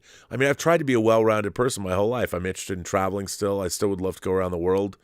I'd go, if somebody said to me, hey, if you train for 3 months, we're going to go up Mount Everest. Would you go? I'd totally go. If I spent 3 months training hard and I was able to pay all my bills, I would go do that. Like, why not? And it's so weird to read this kind of stuff about, you have to, the old adage, what is it, biblical? You have to put childish things away or whatever. I don't know if that's biblical or not, but it's so weird to me that why, if something makes you happy and the kind of pop culture that we have now, if that's something that you're going to be a student of, certainly I am for my whole life. Why isn't that a good thing? And look, I wouldn't even be on YouTube if I didn't feel that my perspective was worth sharing. Now I'm getting more people going, oh, you're closer to 60 now. You're old. You have nothing to say. And I'm like, that's what you're saying? Like, why don't you come out and say something about a book you read, like you delved into the classics, but nobody ever does now. I'm like, please bring something you want to talk to me about. Go read there's one guy on, this guy on YouTube, on Twitter, I forget his name, but I gave him a couple book suggestions. People have taken book suggestions, and he's been reading these books that I just throw out to him, and he comes back at me. He goes, my God, that was amazing. And I'm like, look, I would not tell you a book to read that wasn't amazing. I'm not going to tell you to read something that I particularly like, but I know is not for everyone. I'm only going to give you books that I think are bangers, 100%. Nobody will argue with me. Everybody who I've ever given this book to, I know they love it. And so I won't ever steer you wrong. So I love that. I love that he does this. And maybe we're different kinds of people in real life, but he reads the books and comes back at me. I mean, that's what this is all about. Let's share all of the cool shit that we love. I mean, life's too short, as is being proven to us on a daily basis in other parts of the world. So, yeah. So Ashley, your introduction pissed me off, because why do you take issue with anybody that's having a good time? Are you going to look down your nose at somebody that wants to cosplay Iron Man? To me, I'm like, have you seen the Iron Man costumes people have? Some of them have made the most ingenious Iron Man costumes. There's a place where I look at cosplay and I'm like, my God, the level of creativity and artistic expression and ability in some of these costumes that people are wearing, that alone makes them a joy to behold. Right? I mean, and why rip on somebody if they got a great costume on? Or look down at them, or I know you said everybody's a wonderful person and all that, but what's the alternative? People are always complaining and bitching and moaning, and I'm one of them, but they're always like, we have to have this. Everyone like, we need to bring a new society in and change this and do. Okay, great. How? We all know that things can be better. The question is, how do you get there? And I'm the thing that is bothering me as I've gotten older is everybody's complaining. And I don't just mean about Star Wars, or Star Trek. You can complain about those things because I think the reasons that people are creating these things are not genuine. And the creators, if you're not truly in love with the stories that you want to tell, or at least try and make them, and there's too many corporate levels, and there's too much interference at every level now. So you're never going to get the franchise properties, the IPs are never going to be great, because there is too much oversight by the corporate overlords, because there's too much money involved. And so they're never, ever going to be pure. And when I mean pure, I don't mean to be some hippy dippy, but they're not. The stories are being told. There's too much of other agendas happening that cause those stories to not be as good as they should be. And that's with all of our big IP projects. That's why something like For All Mankind is great. The people that are writing For All Mankind know what they're making. They're and by the way, I heard from a friend who's seen the first 7 episodes of For All Mankind season 4. It's really, really good. Free Margot. I can't wait. But a show like For All Mankind, I love it because you can see that the creators are giving us the exact show they wanted to give us. So, and it's apparent. Breaking Bad and Better Call Saul. You know, Vince Gilligan and his crew were giving us the story that we wanted. I have to say, Fall of the House of Usher. You might criticize it. You might say John Campea had an interesting criticism. He knew that all these characters are going to die, which is a function of the story itself. And I think there's no way around that. But it's a hoot. I mean, when I watched Fall of the House of Usher, I was like, Flanagan does it again, man. I'll tell you a funny story. I was in Portland, not this time, but 2 weeks ago. And sitting in front of me on the plane was Henry Thomas coming down from Portland. I had a brief conversation with him. When he stood up, he looked right at me. I'm like, it was one of those things where I'm looking up and going, oh my God, because he was in the seat right in front of me. I go, you're Henry Thomas. And I said to him, I think what you've been doing with Flanagan, you guys have been knocking that shit out of the park. And I didn't say Mike Flanagan. I just said Flanagan like I know him. And we had about a 20-minute conversation. And we talked about this. And I hadn't seen Fall of the House of Usher yet. But you could tell, he was telling me the story about how Flanagan puts together all these. He has his company of players, and then everybody wonders if they're going to get a call. But when you're watching that, when I was watching Fall of the House of Usher, I enjoyed it so much because I felt like, okay, Flanagan, now he's got carte blanche to do what he wants, but he's moving out. He's moving away from Amazon, or he's moving away from Netflix. I think he's going to Amazon. But and you could tell. I mean, I know they had to replace Frank Langella midstream. It would have been a different show. They brought in Bruce Greenwood. He killed it. That show was just fun. I didn't know what to expect. I got out of it a lot more than I put into it. I thought it was a lot of fun. I was laughing. I was horrified. It was just, it was a hoot, you know, and I got exactly what I wanted to get from that. So, yeah. So, anyway, and then there's this idea that if a band, back to the whole, if a band becomes popular like The Cure, like with their album Disintegration. To me, I don't care if a band goes mainstream because bands always ebb and flow depending on it's every band has never released just every single album is the best. And I like you too, with the Joshua Tree hit their zenith. But if you go back and you listen to like Boy, or you go back to their early stuff that they didn't know who YouTube was, and YouTube worked their asses off, and then they delivered the Joshua Tree. My favorite album, Achtung Baby, is now being played every night at the Sphere in Vegas. But then they also fell from grace to the point where when Apple was bundling their music with software, people were pissed off. But anyway, let's see. I've got letters to read. A lot of them are taking me to task, but let's see what you guys are saying. People have been firing in super chats. So let's see what you are all saying. Journey's End. I already said that. Journey's End about one.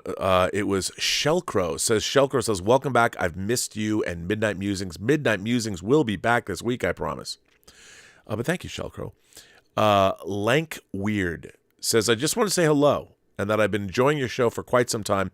I recently moved to Japan from the UK, so it's the first time catching your show live. Well, Lank Weird, you shouldn't tell me that, because if I know people in Japan, I already have a Japanese buyer who gets me, right now he's getting me the Arcadia, the Hachette Arcadia. It's crazy. But welcome to Japan. What's that like? I want to hear what it's like to move to Japan. It's always been my dream to go to Japan. Michael Preston says, hi, Rob. Good to see you back on Campia, but this is the first time I've seen you stream your appearance in a long time. Will this be normal again? Well, Michael, you know, I've been doing this show. This is the 896th episode of this show. Elizabeth and I, we are bringing back Whining About Movies. We do Midnight Musings on Fridays. And I do Let's Get Physical Media on Sundays. Although this coming Sunday, no physical media, at least with Dieter,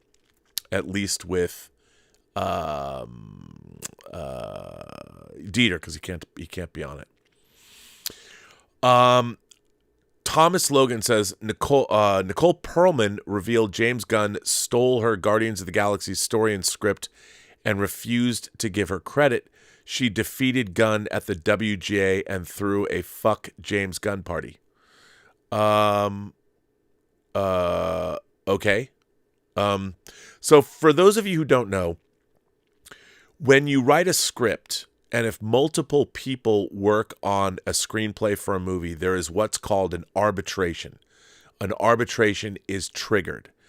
And what happens is the WGA is given all the material, the different versions of the script written by people that all wrote on it, whatever they decided to provide or whatever was filmed. And then there are members of the WGA that are part of the arbitration committee, and they read the scripts. And they make an arbitration decision. And they say who wrote what.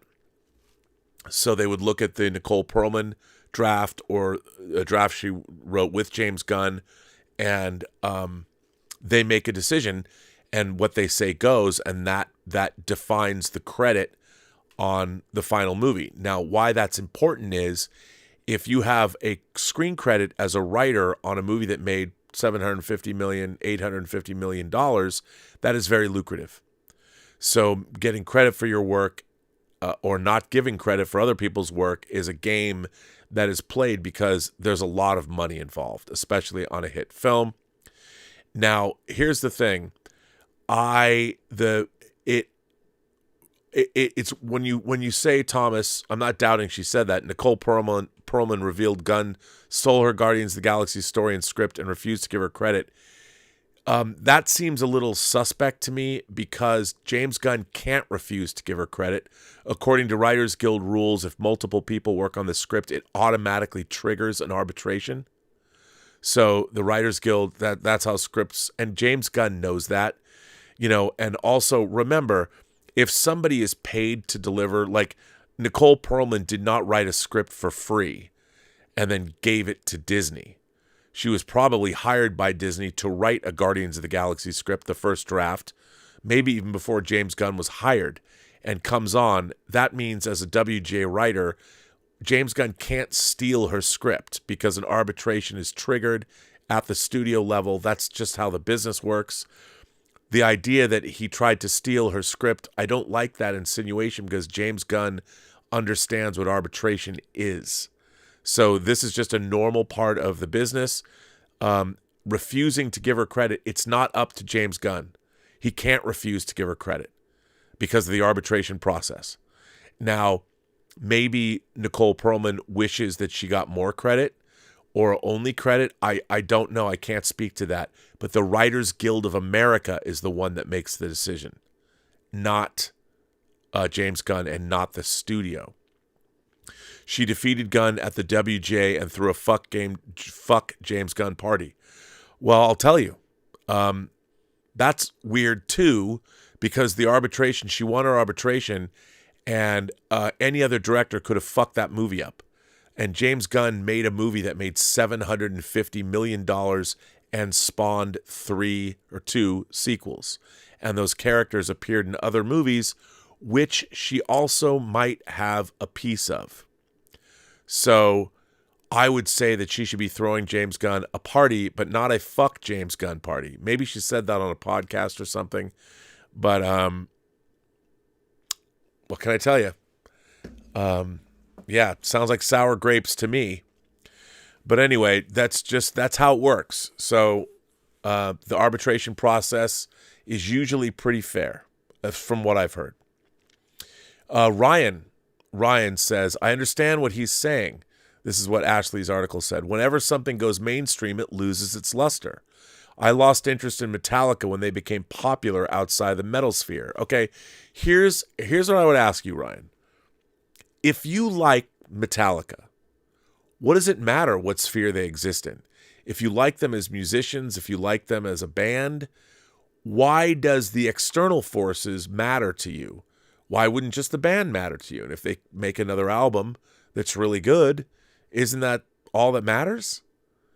Because here's the thing and by the way, I don't mean to give you guff or anything like that, but to me, when I like somebody, like when I was a kid reading Stephen King, the first Stephen King book I ever read was Night Shift. And I was the short story collection. And I was like blown away. And then I had to go get all of Stephen King's books. And I knew who Stephen King, you know what? It's true. I read Night Shift first and then I read Carrie. Because I couldn't see the movie. Because it was rated R when it came out. It was 75, I think. So I couldn't see the movie. But then I went and read Carrie, the book. And then I went and saw the movie. Or then I got the movie or something. But Stephen King became the most mainstream writer ever. I never stopped buying Stephen King because of that. Because they've made half of everything, or more than everything. They practically made everything he's ever written into a movie or a TV show. And I never felt that way. I just like Stephen King. And my relationship with Stephen King's work was personal to me. I mean, I loved to talk to other people about Stephen King, but I didn't sit there and I didn't have some Stephen King committee weighing in on Stephen King books. I could tell, like, did I like Cujo? No. I hated Cujo. I read this, I'm like, what the fuck? And then you find out he was coked out of the gills when he wrote that book. Coked up, I get it. But if you like something, I understand why, I get what you're saying. But it's always been odd to me that if you have a personal relationship with something that you like, whether it goes mainstream or not, how does that get in the way or get in between the relationship that you have with that work? Like, I'll give you an example. I love Donna Tartt's first novel, The Secret History.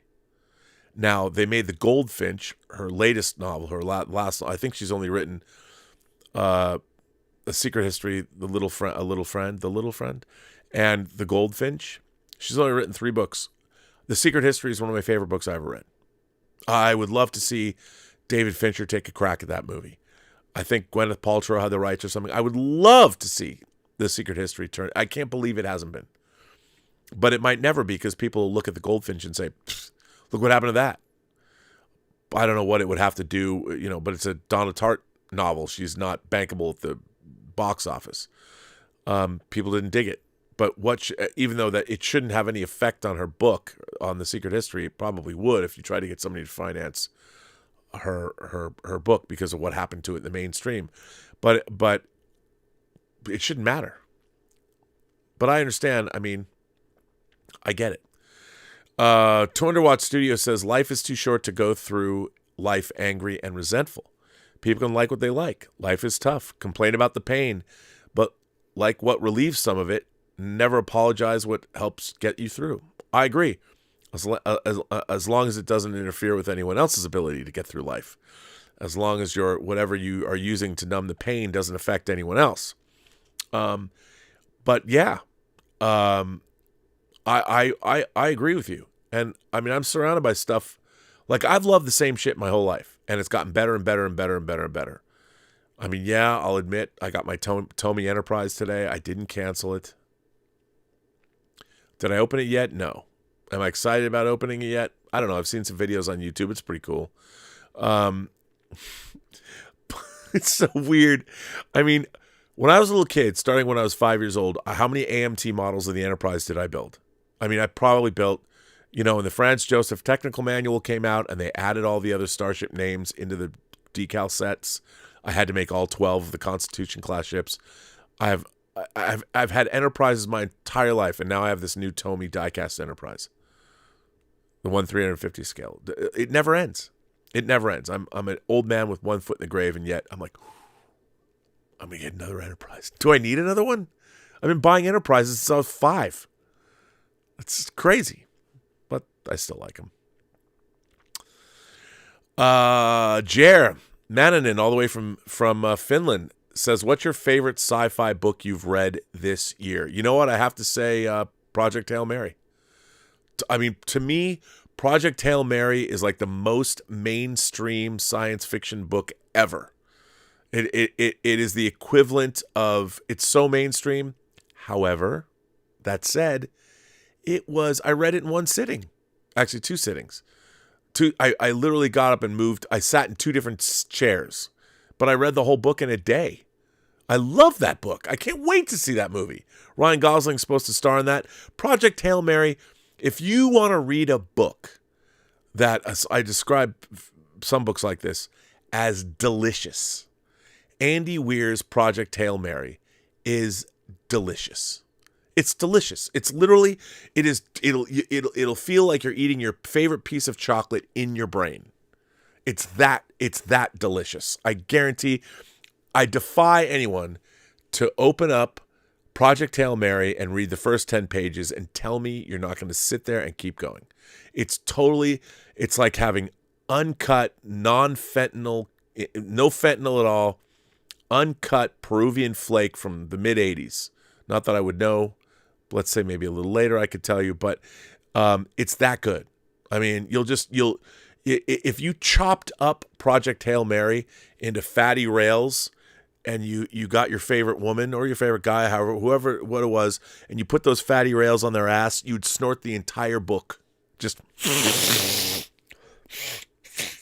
you would.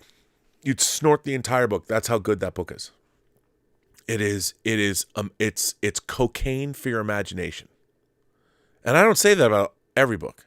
That book, totally. They should do that. If there's some way they could combine cocaine and literature. I'm telling you. But then it would take away the joy of reading it. And I'm a hardcover fetishist, so I got the hardcover. And I loved, you know what? One of my favorite sounds in the world is the sound of paper. Let's see. Hang on, look. Okay. Here's Cormac McCarthy's Stella Maris, right? So wait, hang on. This sound. I mean, come on. It's like the greatest sound ever. You know why it's the greatest sound ever? Because every time you turn a page in a book, something happens that's never happened before for you. It's never happened before. You're experiencing something, unless you're reading a book again, then you know. But if you've never read a book before, every time you turn the page, you're going somewhere you've never been. And that sound, come on, that's the best. It's like the first time you take a woman's underwear off with your teeth. Maybe not quite the same, but have some more water. I will.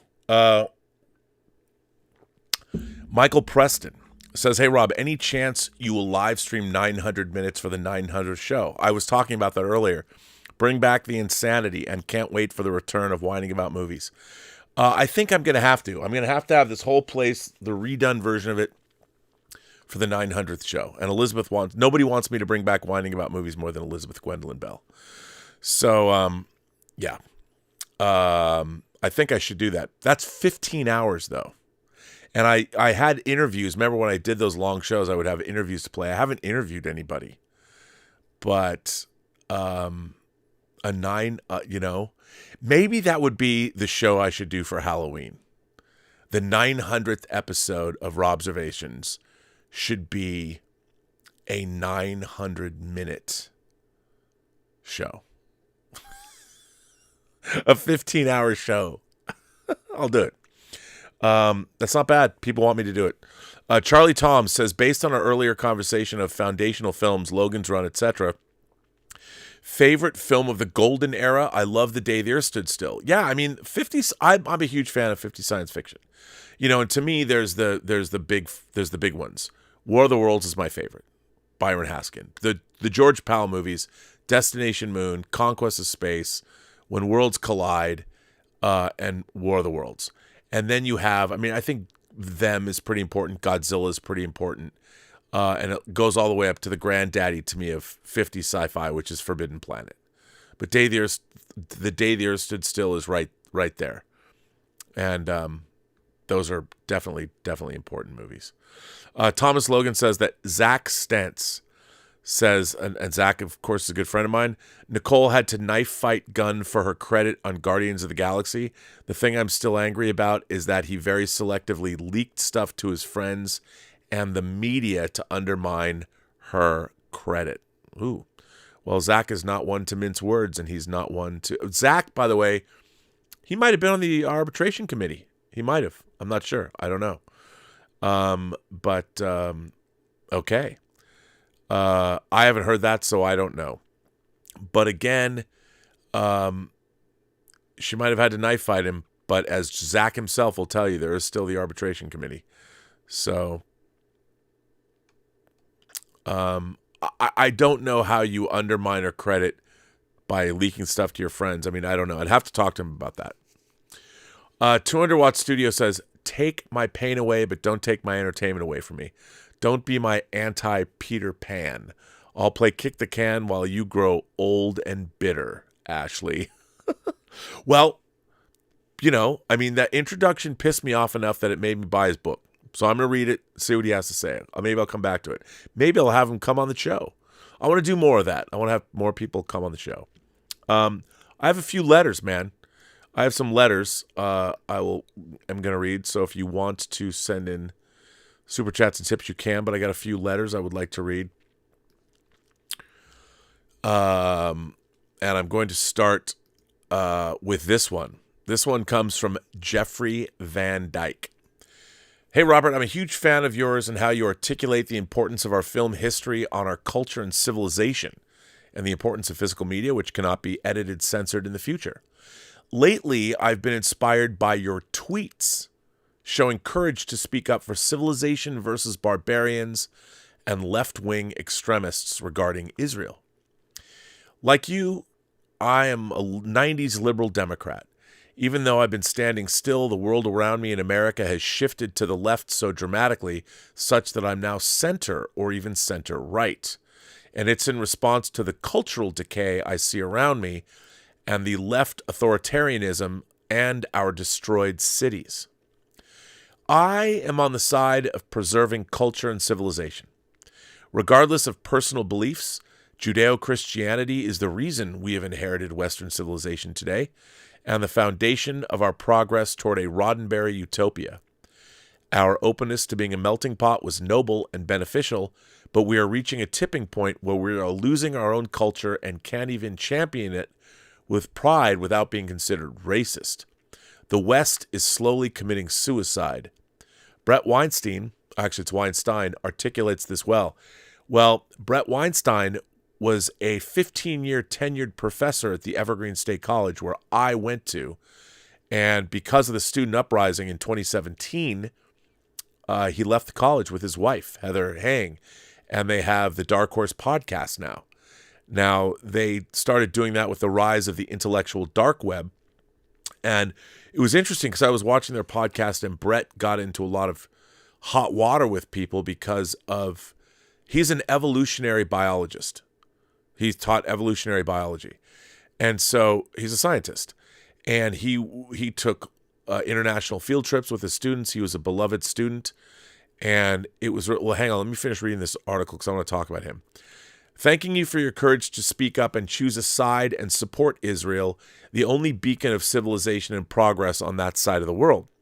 I just cannot believe we would actually devolve back into World War conditions and Jew hatred after all of our progress. You have such a gift of gab. I hope you engage in politics some more to help steer the world back on course. That's from Jeff Van Dyke, and he's 40 years old, and he's from Florida. Well, Jeff, first of all, thank you for the kind words. I appreciate that. What's been really interesting to me about this whole situation is a horrible, horrible situation. And make no mistake, what is now happening in Gaza is it's the retribution is horrible. But unfortunately, Israel was put in a situation where they had to act. And that was all part of the plan. But look, the make no mistake, the terrorist attack on Israel on the 7th of October was one of the most brutal and horrific attacks against a civilian population in the modern age. And it was also probably the most well-documented terrorist attack.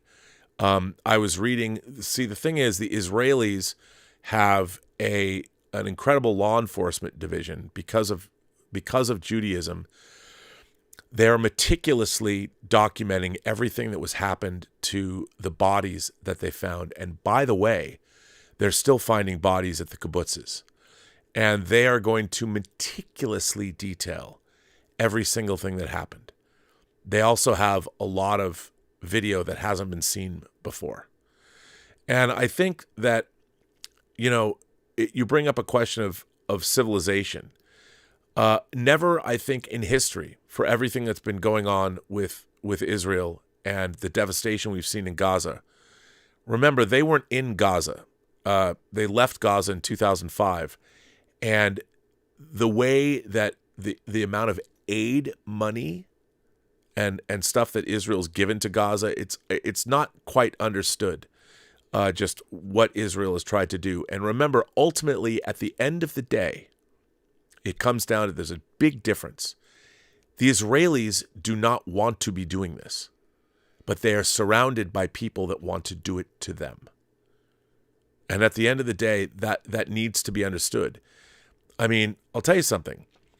The Israelis, they didn't even get great land in the deal when they first started to create Israel. They got swamp land. They drained the swamps and turned it into arable land. I mean, they literally built moisture evaporators in like Star Wars. The Israelis learned how to extract water from the air. And if you think about things that they created, flash drives.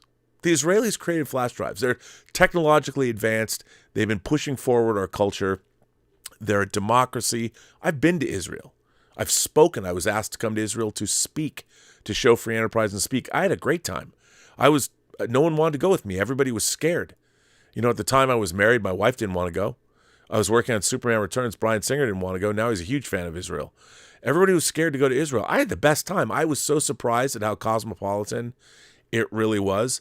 Now, is it a perfect place? Certainly not. Is what's going on there now awful? Is the loss of life horrific?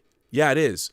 But Hamas is a terrorist organization. It's always been a terrorist organization. It was derived from the Muslim Brotherhood, Islamic fundamentalism. It's all the same. People want to kill the Jews and destroy Israel. They don't believe Israel has a right to exist. And I, being a Jew, raised my whole life. Look, I spent my life going to religion school. I had a religious education. I was bar mitzvahed. My family built a chapel at Temple D. Hirsch, the Schoenfeld Gardner Foundation, where I went. Yes, it was a Reformed Jewish temple. It was pretty lax, I'll say. But I was a bar mitzvah. I still had to learn Hebrew. I still had to do all those things. And every year, when I was a little kid, I met Holocaust survivors. And, I used to think that, that could never happen again. But there's 15 million Jews on Earth now? There's 1.9 billion Muslims. So if people wanted to, here's the thing. There is a belief that all the Jews on Earth can be killed. And that's what you're really fighting against. And I think a lot of people, and this, I'm not a warmonger. I've lived a life where outside of entertainment, where I am not necessarily a practicing Jew, but I grew up with a religious upbringing in terms of a religious education. And I did learn a lot about these issues. I'll tell you something interesting. When I was a kid, there's a Jewish holiday called Tu B'Shvat, the holiday of the trees. And every year in Sunday school, on the holiday, you'd pay money. You'd have to bring money to school, and the money was presumably going to Israel to plant trees. And even when I was a kid, I was like, come on. So when I was in Israel, we were driving from Tel Aviv to Jerusalem, and it's the fucking desert, man. And we're driving down this nice freeway, and off to the side is this fucking forest. Like, it was this forest in the middle. I was like, oh my God. And I tried to explain, like, the people I was with, Oded and everybody there, I'm like, this is, they planted the trees there and they had no idea what I was talking about. But I had to explain that for Tu B'Shvat, the holiday of the trees, and I'm seeing him, and in my own mind, I'm like, when I was a kid, I paid for some of those trees, so I definitely feel that I have a connection to Israel, and look, when all is said and done, the disappointing thing for me is I understand the loss of life and the death of innocence is horrific. And what's happening in Gaza is horrific. Make no mistake. It's horrific. But there are forces, it's really unfortunate that Israel and Saudi Arabia, they were on the verge of normalizing relations. Despite the fact Khashoggi was murdered, the Crown Prince in Saudi Arabia has made interesting advances, cultural advances, especially for women's rights. And in Saudi Arabia, the Reformation is starting to begin because he's interested in bringing Saudi Arabia into more in line with the rest of the world. There are a lot of forces that are part of this, that are shaping what's going on in the region, and it can get very bad very quickly, even a lot worse than it is. But Israel is a great place. Israel is a pluralistic, it's a democracy, the only democracy like it in the Middle East. It is very cosmopolitan. It has people from all around the world. You'd be surprised. You go there and it's like a rainbow coalition of people. And what happened there, the terrorist action, the fact that it was not denounced, that you had students saying that, don't mistake this, the Israelis are going to document everything, and it's going to be meticulously documented. The same way that the Nazis meticulously documented. That's why you can figure out what happened to almost every person that was exterminated. Remember, the Germans didn't just kill 6 million Jews, they killed 6 million other undesirables as well. So, extermination, and this didn't happen that long ago. So I do support Israel, and I do support civilization. I do not want anyone to die. It's heartbreaking. I saw a commentator say that to be born in Gaza was to be born dead, because there's nowhere to go because of Hamas. And that is a horrible thing. But Hamas, they've since 2005, they've been taking, it's a very important, I am not well versed enough to speak on all of these issues. I can only speak as an American Jew who's been to Israel, who is a big admirer of what that country was able to do. And, I once read something, and I can't remember, I think it was like a Syrian diplomat who said this. A Syrian, and I'm paraphrasing, and I've looked for this quote. I haven't been able to find it. But the gist of the quote was, we hate Israel because they did, and it was like in 45 years or 50 years, 60 years, I don't remember when I read the quote, what we couldn't do in 1,000, meaning developing that land and creating a thriving culture, civilization, a place where everybody wants to go in that part of the world.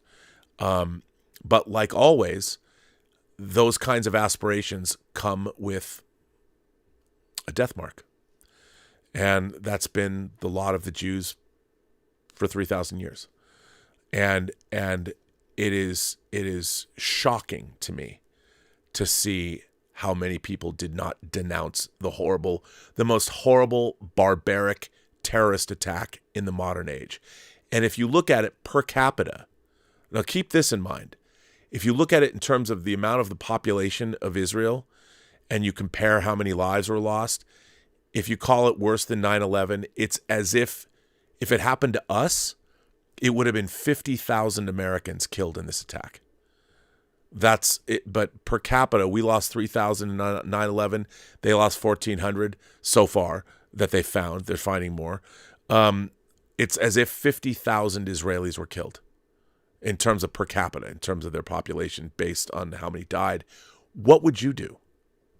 What would you do if 50,000 Americans, if people snuck in this country and went house to house and exterminated whole families?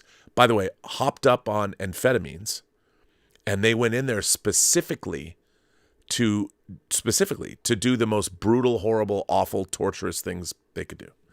I mean, it's a horrible situation now, but I'm surprised at how many people are did not denounce that terrorist action.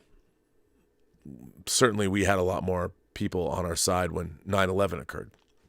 So anyway, it's been rough, and it's been hard for me to see something like this because, as I've said on the show before, my greatest fear is the loss of civility, the loss of civilization. People coming to your door, and people coming to your door with the express purpose of destroying you and your family. So there is no, you can't bargain with these people for mercy. And they believe, remember, that they're rewarded for it. The difference is they're being rewarded if they die in the process. Look at Hamas's original charter. Jihad against Israel and the Jews. If they die, it's a promotion. So what do? I don't know. It's tough, but people have been coming after me, and I've been fighting on Twitter. Whether I should or shouldn't, it's how I feel about it. So here's another letter from Jenny. Jenny says, Saturday I went to a demonstration, not to demonize Israel, but to chant for peace in the Middle East. Yet to some, I am now considered a supporter of Hamas. I am a pacifist, I always have been, and when I joined that march with people from different religions, even those who were Jewish, I'm not religious, but I believe in fighting for peace. I think we all do. I thought what happened to innocent people from Israel attending a concert of peace was horrible and Hamas should be condemned. But going on a march to protest against bombing is not me being prejudiced towards people who are Jewish. Edwin Starr once sang, "War, what is it good for? Absolutely nothing." So did Frankie Goes to Hollywood. People are naturally upset with Hamas, and they should give the hostages back, be condemned for their actions. I lived in a world where I've witnessed peace in Ireland, the end of segregation and violence in South Africa, where those who committed great crimes to other humans were never rounded up and strung up. Mandela instead sought ways to bring unity to his country. Today I watched the news, saw demonstrations in Bosnia and Herzegovina who suffered bombs, discovered that there were people who were placed in mass graves, and they came out shouting for peace on Saturday. Protesting for peace and an end to the bombing and killing of children and the starving people of food, water, and medicines does not make one a supporter of Hamas. We should sit and look for peaceful diplomatic ways to end all conflicts. Palestine should have its one state.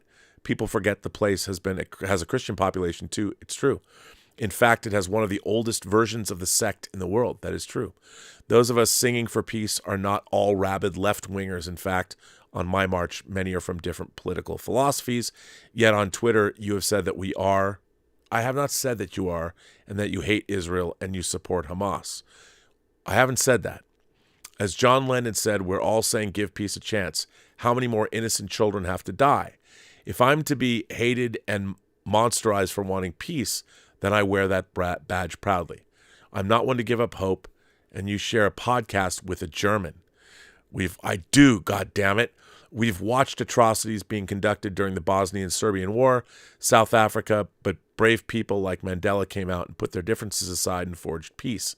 This is my hope now for the Middle East, and we know it can be achieved. I agree with everything you've said, Jenny. I 100%. Here's the difference.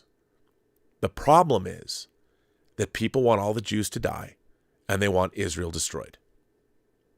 At the end of the day, that's what you're dealing with. And the Israelis do not want that. The Israelis want peace. They want a two-state solution. They would like to live next to their neighbors in peace. As a matter of fact, I'm sure they would like to have a thriving civilization right next to them that they could trade with, and they could build things with, and they could do all kinds of things with. But the fact is, they have neighbors that have vowed to destroy them, to kill them all and destroy Israel, from the river to the sea. And when I hear people saying, because, by the way, that does include me, and I'll tell you something, when they declared a day of jihad against all Jews, this was the very first time in my life I was like, I had to stop and think and be like, Well, it's not like I hide that I was raised Jewish. And I stopped and I thought, and a few people were killed. Like, I've actually heard people, someone even said to me, only like one person was killed. Okay. Everyone's, it's going to be, it's crazy. But at the end of the day, remember, I come from a place where Israel was created 3 years after the end of the Holocaust, where 6 million Jews were industrially exterminated. And if you look and you read about the history of Germany, what's really fascinating about what happened there was how it slowly started. I mean, they started taxing Jewish businesses. And then, of course, they were able to dehumanize the Jews en masse in the whole country. Right now, what you see going on in the world is the same thing. The Jews are being dehumanized, just like they were in World War II, before World War II.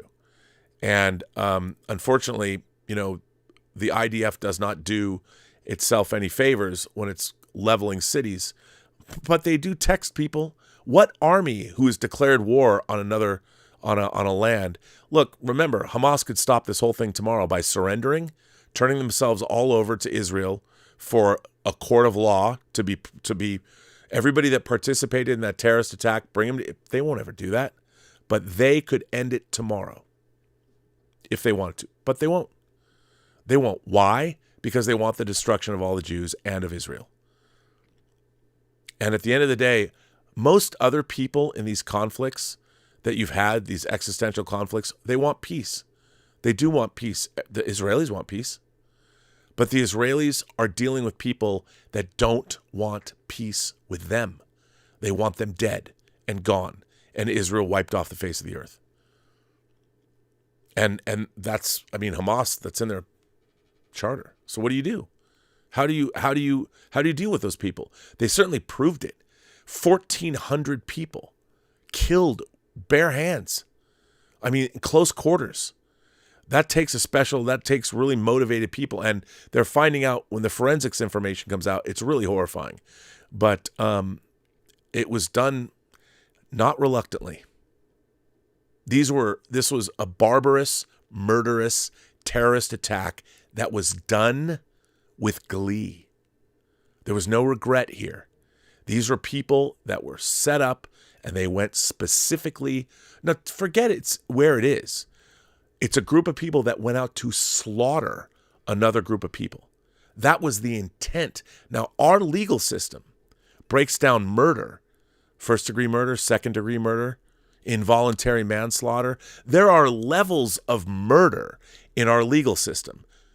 The level of murder in this case was beyond. I was thinking, this is so irrational, but I was thinking about this third season Next Generation episode, The Survivors, when John Anderson is revealed to be the Dowd, and he talks about the Husnock, and he says, you don't understand the scope of my crime. He really did commit genocide. He wiped out the entire Husnock race. And you see in his face, he says, you don't understand the scope of my crime. I destroyed all the Husnock everywhere. And the way Patrick Stewart plays it, he's in his mind, Picard is trying to come to grips with the fact that he's facing an alien. And he understands that this alien race took out his wife and laid waste to where this creature lived, killed everyone he knew. And while he's trying to process that, this creature's saying, but I lashed out and I wiped every last one of them from the face of the universe. And while, it's a Star Trek episode, and it that always stuck with me. And you're watching that happen now. Again, that it's happened century after century after century after century after century. And it's something that was ingrained in me when I was a kid. But Jenny, I think we all want peace. I take no pleasure in seeing what happens in Gaza. But unfortunately, you're going after people that have now demonstrated, Hamas has demonstrated, they have to be destroyed. It is an existential threat. And they can't, what are they supposed to do? and look at what's happening in the region. Iran, who finances Hezbollah, they're just waiting to jump in on this, and by design, unfortunately. But everybody wants peace. I want peace. I don't want to see that area of the world could be beautiful. Gaza could be a very thriving port city. You think if they could have built a giant port that Egypt could have used, Israel could have used, but I don't know. Here's another letter, and then I'll get off this subject. Ben writes to me, can you stop posting shit on Twitter? The feminist stuff you posted with regards to supporting Hamas was nonsense. It was Jewish people condemning the bombing, wearing shirts saying, not in our name. Start fact-checking your sources. Not everyone supports the bombing of Gaza, including me, who is the same faith as yourself. You demand respect for the work you've done. At this moment, you deserve none. Why do I deserve none? I've worked as a math teacher for 20 plus years. I don't look for a pat on the back for my being employed. Okay? I don't either. You're a complete embarrassment. No wonder you are losing subscribers. You talk about political stuff when you don't actually have any knowledge of what you are posting about. I don't really care what you believe in, but I'm concerned with facts. You are not as clever or worldly as you think you are. Stick to movies and TV because you are looking like an idiot, probably being laughed at for being stupid. Well, Ben, I appreciate you writing in and taking the time to do that. Again, a lot of stuff there. If I'm being stupid, I need to know why. Why am I being stupid? If I have a point of view, like I said, this whole channel is open for discussion. It's open for talking. If you disagree with me, this is my problem with discourse today.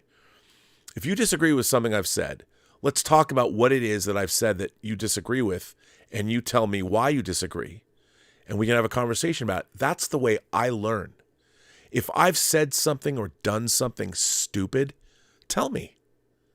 I mean, if you have a great point of view and I get to learn something I didn't know from you, it only makes me a better person.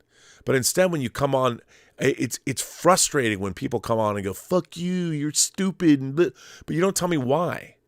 I mean, you speak in generalities. And by the way, as a math teacher for 20 years, I know it's probably not, maybe it's not your first language, you can barely write English. So I would say, okay, let's have a discussion. I made a video the other night. Hey, if you have a problem with me, come on the channel and we'll have a conversation. All I did was get people saying hateful, horrible things to me. And it's like, wow, I just opened up an invitation to people to come on the show. Let's have a conversation. And still, no, you just get all this vitriol. Okay. But anyway, here's another letter from Safi. Now, this was from Robservations. He's referring to Safi. I'm assuming it's Safi's a guy.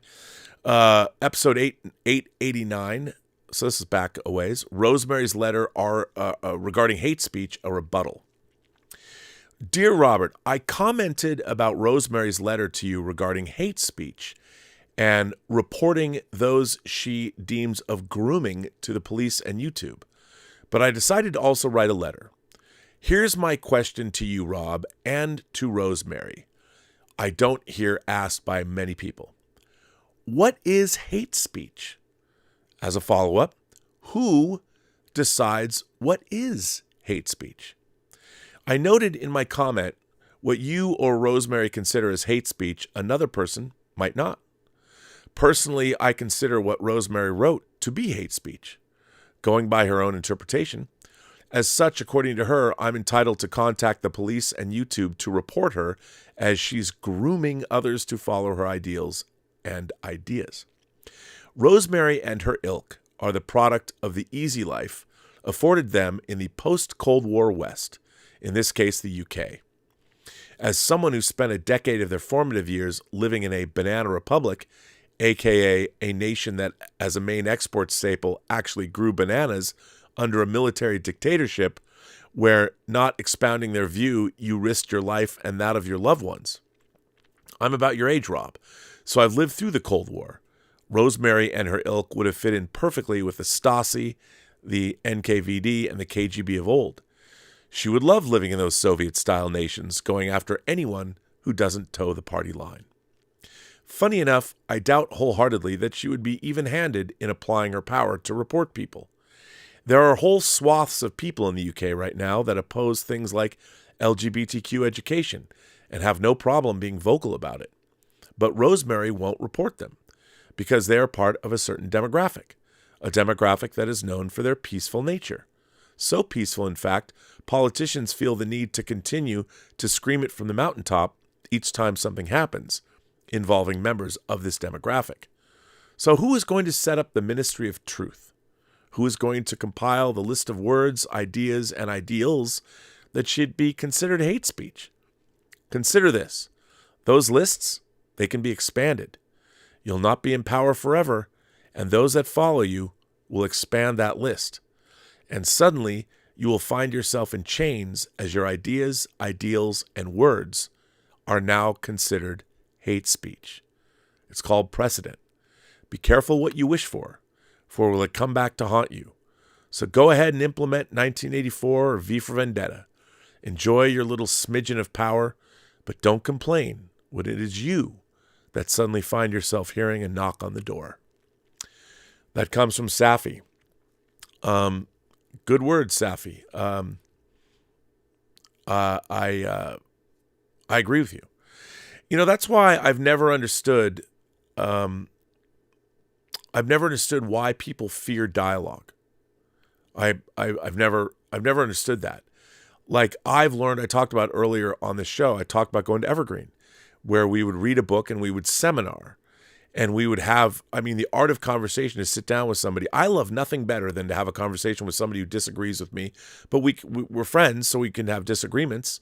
And, you shouldn't wind up in fisticuffs with somebody that you have an interesting conversation with. If I respect somebody, and if somebody knows something more than I do about a topic, as I have been watching, I'll tell you something. Is it Stephen Galloway? And Fareed Zakaria had a really interesting conversation about what was going on. And Fareed Zakaria knew Khashoggi, who was apparently murdered at the Crown Prince of Saudi Arabia's behest. And they knew each other. And Fareed Zakaria is like, I can't get past that he was murdered. But then he also said, but the Crown Prince has made some really interesting headway in Saudi Arabia. And I can't deny that happened. And I thought, wow, dude. If you can forgive the death of the horrible murder of your friend by somebody who is then doing some good, I thought that was a really mature position to take. But you should watch that. Galloway and the bald guy, it's Galloway, right? And Fareed Zakaria. Watch that YouTube conversation. I posted it. It's pretty good. Definitely worth watching. And now back to the normal fare of this. This comes from our friend Stubble McShave. Stubble says, the MCU should have done a hard reboot 4 years ago. Hi, Rob. I've said for 3 years now that the MCU should have done a hard reboot after Endgame. It seems like the rest of the world is starting to agree with me. Phase 1 through 3 of the MCU had a beginning, a middle, and an end. It was done. That continuity by running on idle since then that it continued by running on idle since then has taken away from the climax that it had. It's also confusing the audience on what they need to have seen in order to watch the newest entry. In my mind, it would have been the logical step to start brand new with the X-Men characters in a brand new MCU. Stubble, I said this just earlier. Then they don't have to come up with a convoluted reason for the X-Men's mystical appearance. They should have focused on the X-Men and introduced the Fantastic Four halfway through the run. I agree. The X-Men storyline could easily be extended into a 20-movie arc with a beginning, a middle, and an end. And after that, they could have decided if they wanted to reboot it or they had a way forward to introduce other superheroes and a new storyline. Now I hear rumblings that Kevin Feige wants to do a soft reboot and even have Robert Downey Jr. return as Stark and Iron Man. To me, this is a horrible idea. It would undermine the sacrifice that Stark did and taint that movie's ending. Have Stark stay dead in this MCU. They could find a way to bring back Steve Rogers, although that would undermine Falcon in a big way, and therefore will probably not happen. I think their best alternative is to do a hard reboot, even if it's 4 years too late, in my opinion. Unfortunately, I think that the recent slew of bad movies has turned the normies off from superhero movies. Rob, what are your thoughts? Stubble McShave. Well, Stubble, great letter. Look, I think the idea of doing the X-Men, what would have been really, really interesting is you could have done the whole X-Men storyline, and by the end of it, you could explain why the X-Men haven't been around. They've either been in hiding or they've gone somewhere else, or the X-Men were living in the House of M storyline, or something. Like we were talking about on the Campia show, that when Multiverse of Madness was coming out, we thought that maybe they'd bring mutants back and you'd get the whole House of M, No More Mutants, WandaVision, Avengers disassembled storyline, and you go from there. But that didn't happen. So I think that would have been a great idea. You end the Infinity Saga and then you have another 23 movies of X-Men because you certainly have enough material. And it would have been really, really, really interesting to start with the core group and go from there. I think it's a great idea. I have to tell you, I love the MCU. I have no interest in it anymore. I lived for those movies. I loved those movies. I mean, I remember sitting in the Avengers movie. I was sitting with Derek Hughes and Nikki Griffin, and we were watching Avengers in 2012, and we're all sitting there going, I couldn't believe what I was watching. I love the MCU, and not so much now. Kind of a bummer. What are you going to do? Now, I missed reading this letter on October 16th. It's from Calvin Bowes, but I'm going to read it now. I'm sorry I missed this, Calvin. I hope you watch this. Dear Rob, I'm writing to you to commemorate an event that took place today in 1997. I'm, of course, referring to the launch of the Jupiter 2 that carried the Robinson family, the first family in space. Commanding was Professor John Robinson, his wife, Dr. Maureen Robinson, their two daughters, Judy and Penny, and their son, Will. Also piloting the ship was Commander Don West, who the actor recently passed away. On board was also the state-of-the-art environmental robot. Unfortunately, we believe the ship was sabotaged on its journey to Alpha Centauri, and the ship is officially considered lost in space. We do believe that the sabotage was done by Dr. Zachary Smith, but as we have no idea of his whereabouts, it cannot be confirmed. Please join us in a moment of silence as we pray for the safe return of the Robinson family. Well, Calvin, that is a very funny letter, and you're right. Just like I hope that everybody celebrates September 13th is, of course, the day that we lost the moon to a nuclear explosion on the dark side of the moon on September 13th, 1999. You remember that? I didn't realize that the catastrophe of losing the Robinson family and losing the moon was so close together. But there we are.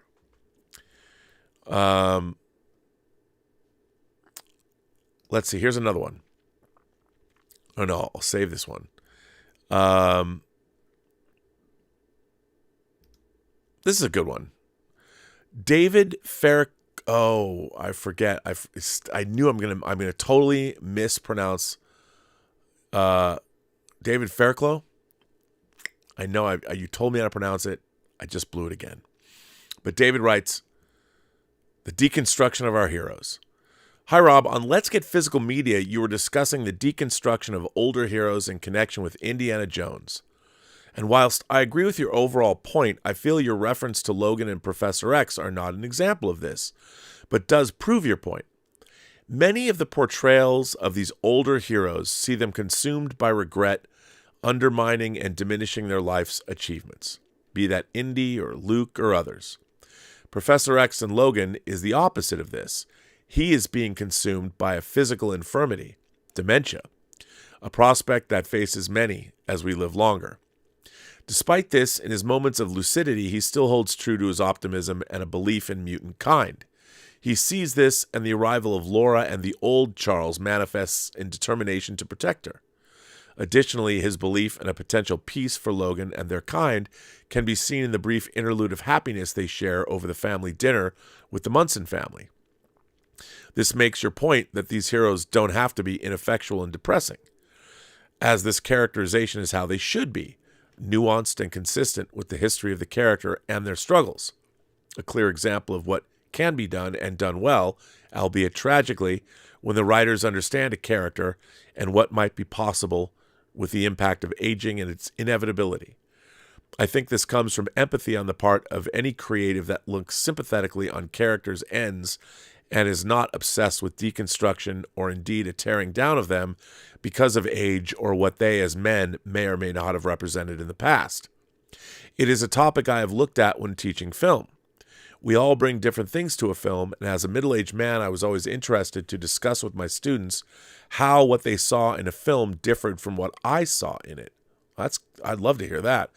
Oftentimes, I would remind them that some films should be revisited throughout one's life, and don't be surprised that your feelings about those films may change. For me, Sam Peckinpah's The Wild Bunch is a fine example of this. As a younger man, the violence and sheer audacity of its direction is what catches the eye. But as I got older, what became more interesting was the character of Pike Bishop and his belated attempt at redemption in a world on the cusp of change.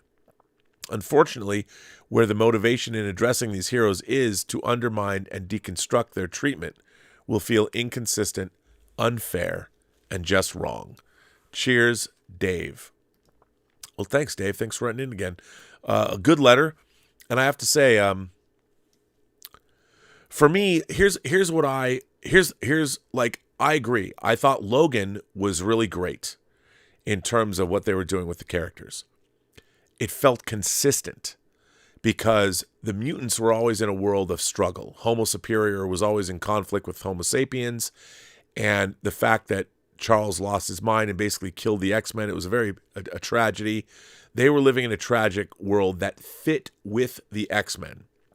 I mean, whether it's Days of Future Past, Age of Apocalypse, House of M, whatever, it's not always hunky-dory with the X-Men. Man, if you read Hellfire Club or Hellfire Gala 2023, that's never been more true than it is now for the old X-Men.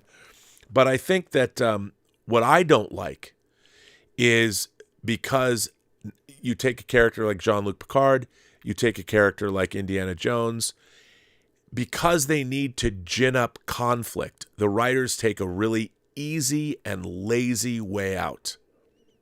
Oh, they're now just the generic disillusioned old man. You know, the former hero that is old and ineffectual and whatever he believed in has been destroyed and he's disillusioned. That to me is it's the laziest writing ever. And for characters like Jean-Luc Picard and Indiana Jones, I don't believe it. I don't believe it. Like, you know, in Indiana Jones, I've seen a lot of things I can't understand. I mean, you never get acknowledgement that, especially in, like, I know this is a small point, but in Dial of Destiny, like, Indiana Jones feels that, oh, the astronauts are getting all the attention, or there's like this undercurrent of that.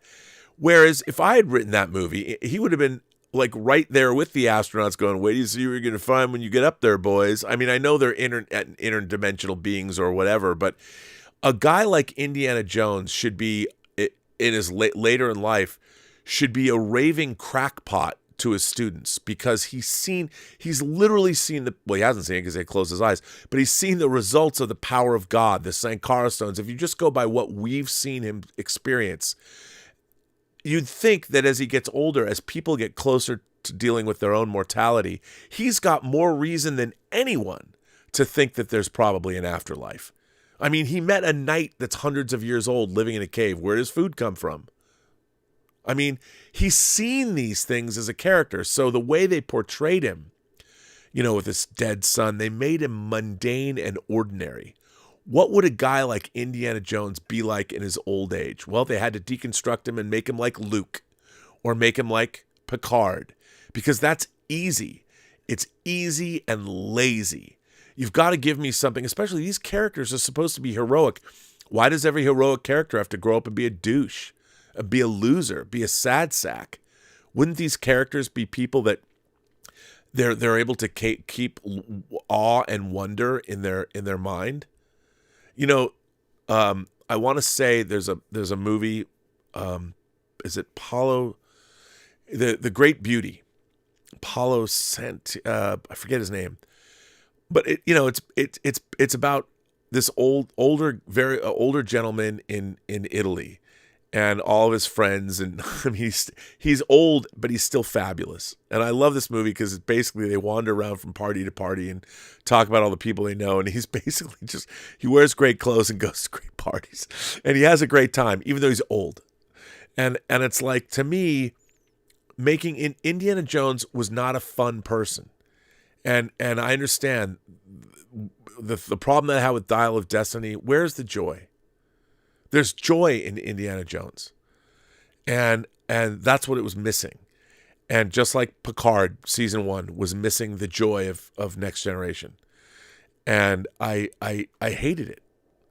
And just like Luke, everyone's responding to the fact that we saw Luke become a Jedi at the end of Return of the Jedi, and then you're expected in the sequel trilogy to believe that all these horrible things happen that we don't get to see. You can't go from showing us a hero being a newly minted Jedi, and then the next time we see him, he's a sad sack living on Achito by himself. What is that? Who thought that was a good idea? That's an epic failure of storytelling.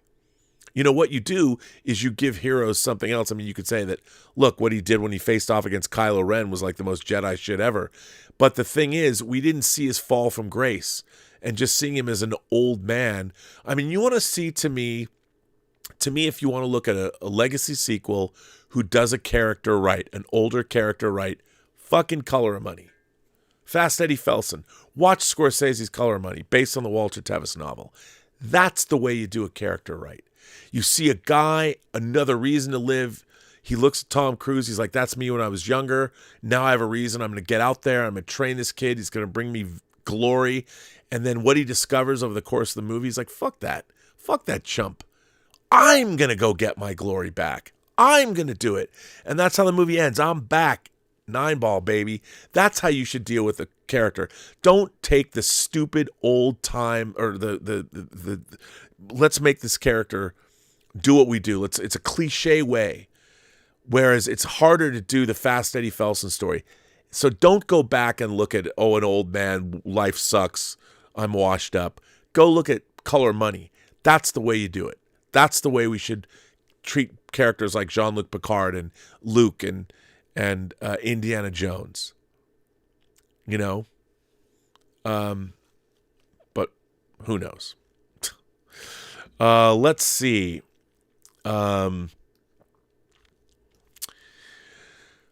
Let's see what else people have said. So, I'm just looking. Pigriser? Is that, or is it Pigriser? Sends in a super chat and says, you mentioned Mark Twain. I just want to say that The Mysterious Stranger by Mark Twain is a great piece of work. It's a little bleak, though, but it is a great piece of work. Twain had such range. You know, he had such range. Amazing. Oh, maybe I already read that. Did I? I don't know. I keep going back, and I don't want to miss anything. Hey, Rob, did you see The Fall of the House of Usher? If so, what'd you think? That was from Hunter Becknell. Hunter, I did, and I was talking about it earlier in the stream. I loved it. It was a hoot. And I loved it because it was exactly what they set out to make, even though they set out to make it with Frank Langella. Kudos to Flanagan for that. I really thought it was a hoot. So, yes. And I think I will read one last letter. One last letter to take us out. Roger Eddy writes, Rob, this is my second letter to Robservations. I was lucky enough to randomly turn on your show about a year ago, and there you were, reading my letter. You're in my thoughts with what's happening in the Middle East right now. Just a complete and utter tragedy. I agree. Which brings me to the crux of this letter. Can you speak to some of the OG Star Trek films and television episodes that dealt with World War III on planet Earth and how the Federation was born out of that final destruction? It seems we are heading down a pretty dark path right now as a species. And as a child, I'd always been drawn to the message that Star Trek provided about finally overcoming our differences and uniting as a planet. I thought I read somewhere once where Roddenberry received the positive tenets of the Federation in his dreams. Is that true? Finally, I also grew up in the great Pacific Northwest, Bellevue, about the same time you did. I loved hearing your stories about the many great places to hang out in Seattle back in the day, which sadly no longer exist. Anyways, thanks for all that you do, Rob, helping keep us sane in an insane world. Cheers, Rogstar. Roger, well, I want to thank you for that. The John Dance Cinema, man, in Bellevue. I saw Superman the movie and Logan's Run and so many other great films there. So I saw The Spy Who Loved Me there, my first James Bond movie, in the John Dance Theater. There was the funny thing about it is, they really didn't. They talked about the eugenics wars, and then they in the original series, and they alluded to a World War III after the eugenics wars, maybe. But the eugenics wars were a war that was fought. It wasn't a world war. It was fought specifically to take out these genetically altered Supermen that seized power across the world. So I never thought of it more as a world war. I mean, they didn't really get into that stuff. But Khan, who they said was the best of the tyrants, wasn't. He wasn't. People weren't dying. He wasn't like this despot that he wasn't a murderous dude.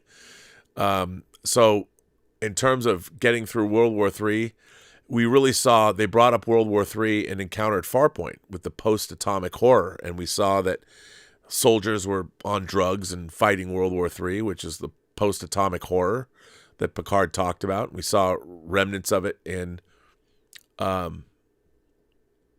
First Contact, because you saw where people were living in Montana. But in terms of Star Trek, look, I would say this. Human beings can be, what I have seen is we live in a much meaner world than we used to. There's a total lack of respect for anybody in authority. And when I mean authority, I'm talking about teachers. I'm talking about parents. I'm talking about mentor figures. We don't have any of that anymore.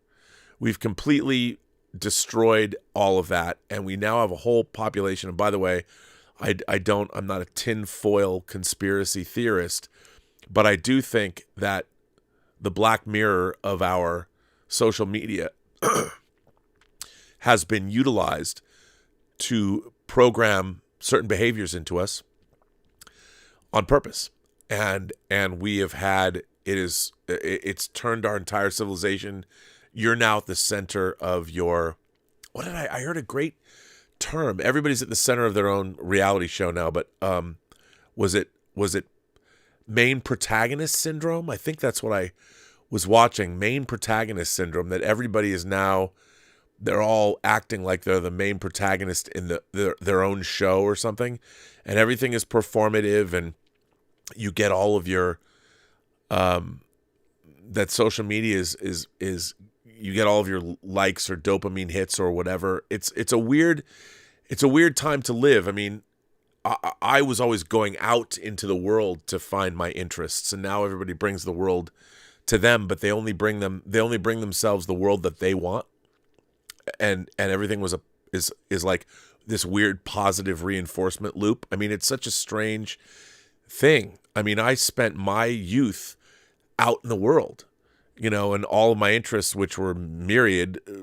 I was going from place to place to place, and I worked all the time and had jobs because I had to pay money. I mean, I had to buy all my own stuff, and I had to take out the ladies, so it's a different world, and everybody wants, all this performance activism, and everyone's speaking in sound bites, and I think no one's really understanding the nuances or the history of a situation. And it's really weird. They only go back as far as they need to go back and to prove their point.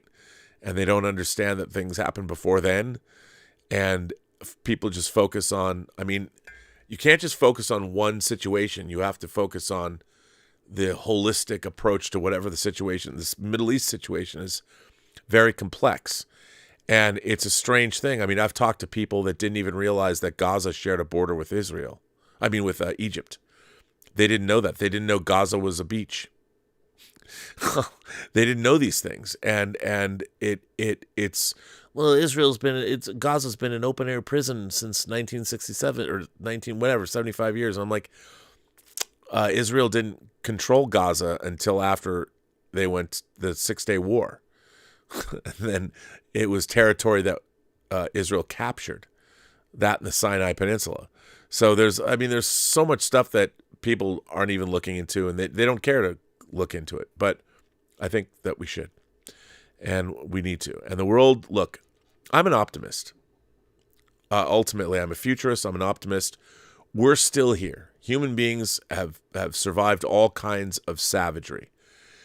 And what I find really distressing is that there is no more money, there is no more treasure, there is nothing more to be had by these conflicts and killing one another. Have I said how many times on this show have I said that we, every human being, in the cosmic infinitude of the heavens, all of us are a miracle. Every single human being is a miracle. And yet we're so quick to want to destroy one another. We're surrounded by the miracle of each other, and we can't wait for whatever reason to impose our will on other people, tell other people what to do, tell other people why they're wrong. And nowadays, more than ever, I'm seeing everyone's making it about me. You have to say things. If you don't say what I want you to say, then I'm going to cancel you, or you're not a fan, or you're not an ally, or you're not this, or you're not that. I don't understand where that all came from. I mean, I didn't grow up in a world where I expected anybody to acknowledge my presence unless I earned their acknowledgement.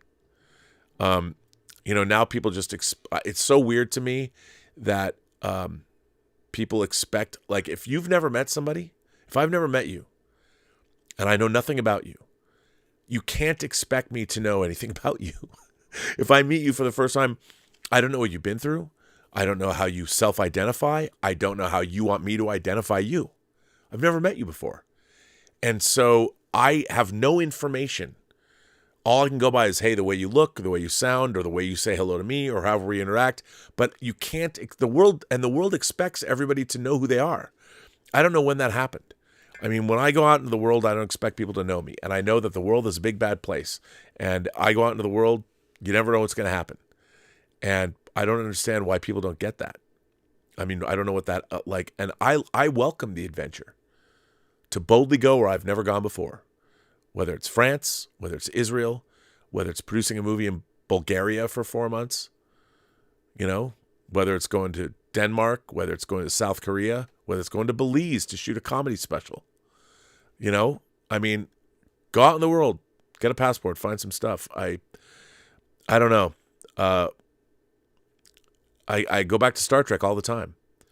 Kirk is trying to convince Matt Decker not to ram that shuttlecraft down the Doomsday Machine's maw. And Kirk says to him, we are stronger with you than without you. And I feel that way about everybody, for the most part. Every time we lose somebody, needlessly, everything that they were, everything that they might have been, is lost. And to think about the future that single person might have brought us, we'll never know what that future is. And that is what haunts me. So on that note, I'm going to say goodnight. Let me see if anybody, I think we're all good. So I think I've caught up. I want to thank everyone for supporting this channel. Cyan Hagiri has been a member for 12 months. Thank you for that. Thanks for being a member. Thomas Logan says the top 5 Martin Scorsese movies are Raging Bull, Goodfellas, Taxi Driver, Silence, and Killers of the Flower Moon. All right. Tom Jr. Jackson says, great show tonight, Rob. Looking good. Thanks for the shave. Thank you. It's weird, but yeah, I feel like I'm going to stay shaved, freshly shorn. Sonny Dominguez says, keep it up, Rob. Watching how you deal with criticism, simple for having certain discussions despite the backlash you receive. Keep it up. Well, thank you, Sonny. I appreciate that. You know what? The world needs more squirting, my friend. John Cross says, love how calm that I am. That's great. Well, I can't. Here's the thing. Everyone's upset about the situation. People get upset. There's no reason why we can't have discourse. We need the ability to talk to people now more than ever. And, I think that everybody should be able. What's interesting is I don't tend to personally attack somebody that I feel that if somebody, it's frustrating because when somebody personally attacks you, starts name calling or whatever, you realize that they're not worth talking to anymore because they're just angry that, and they've now, and this is what happens. They've now dehumanized you by calling you names, telling you who they've dehumanized you. And that is the first step toward what happened in the Holocaust. That is the first step. Once we start dehumanizing each other for whatever reason, we've lost. And that's what, people do.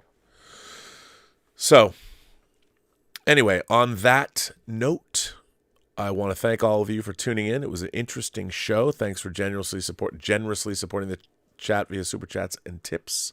Can't believe it's 12 o'clock. I can barely speak. I can barely talk. I will be on the John Campea show tomorrow.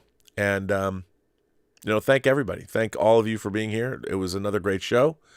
And I'll be back tomorrow, and we're going to talk about movies. We're going to talk about movies because it was a really interesting article, and I want to talk about it. So remember, every person you meet has a story to tell that you have yet to hear. And all you have to do is listen. And on that note, I would say to everyone, have a better day.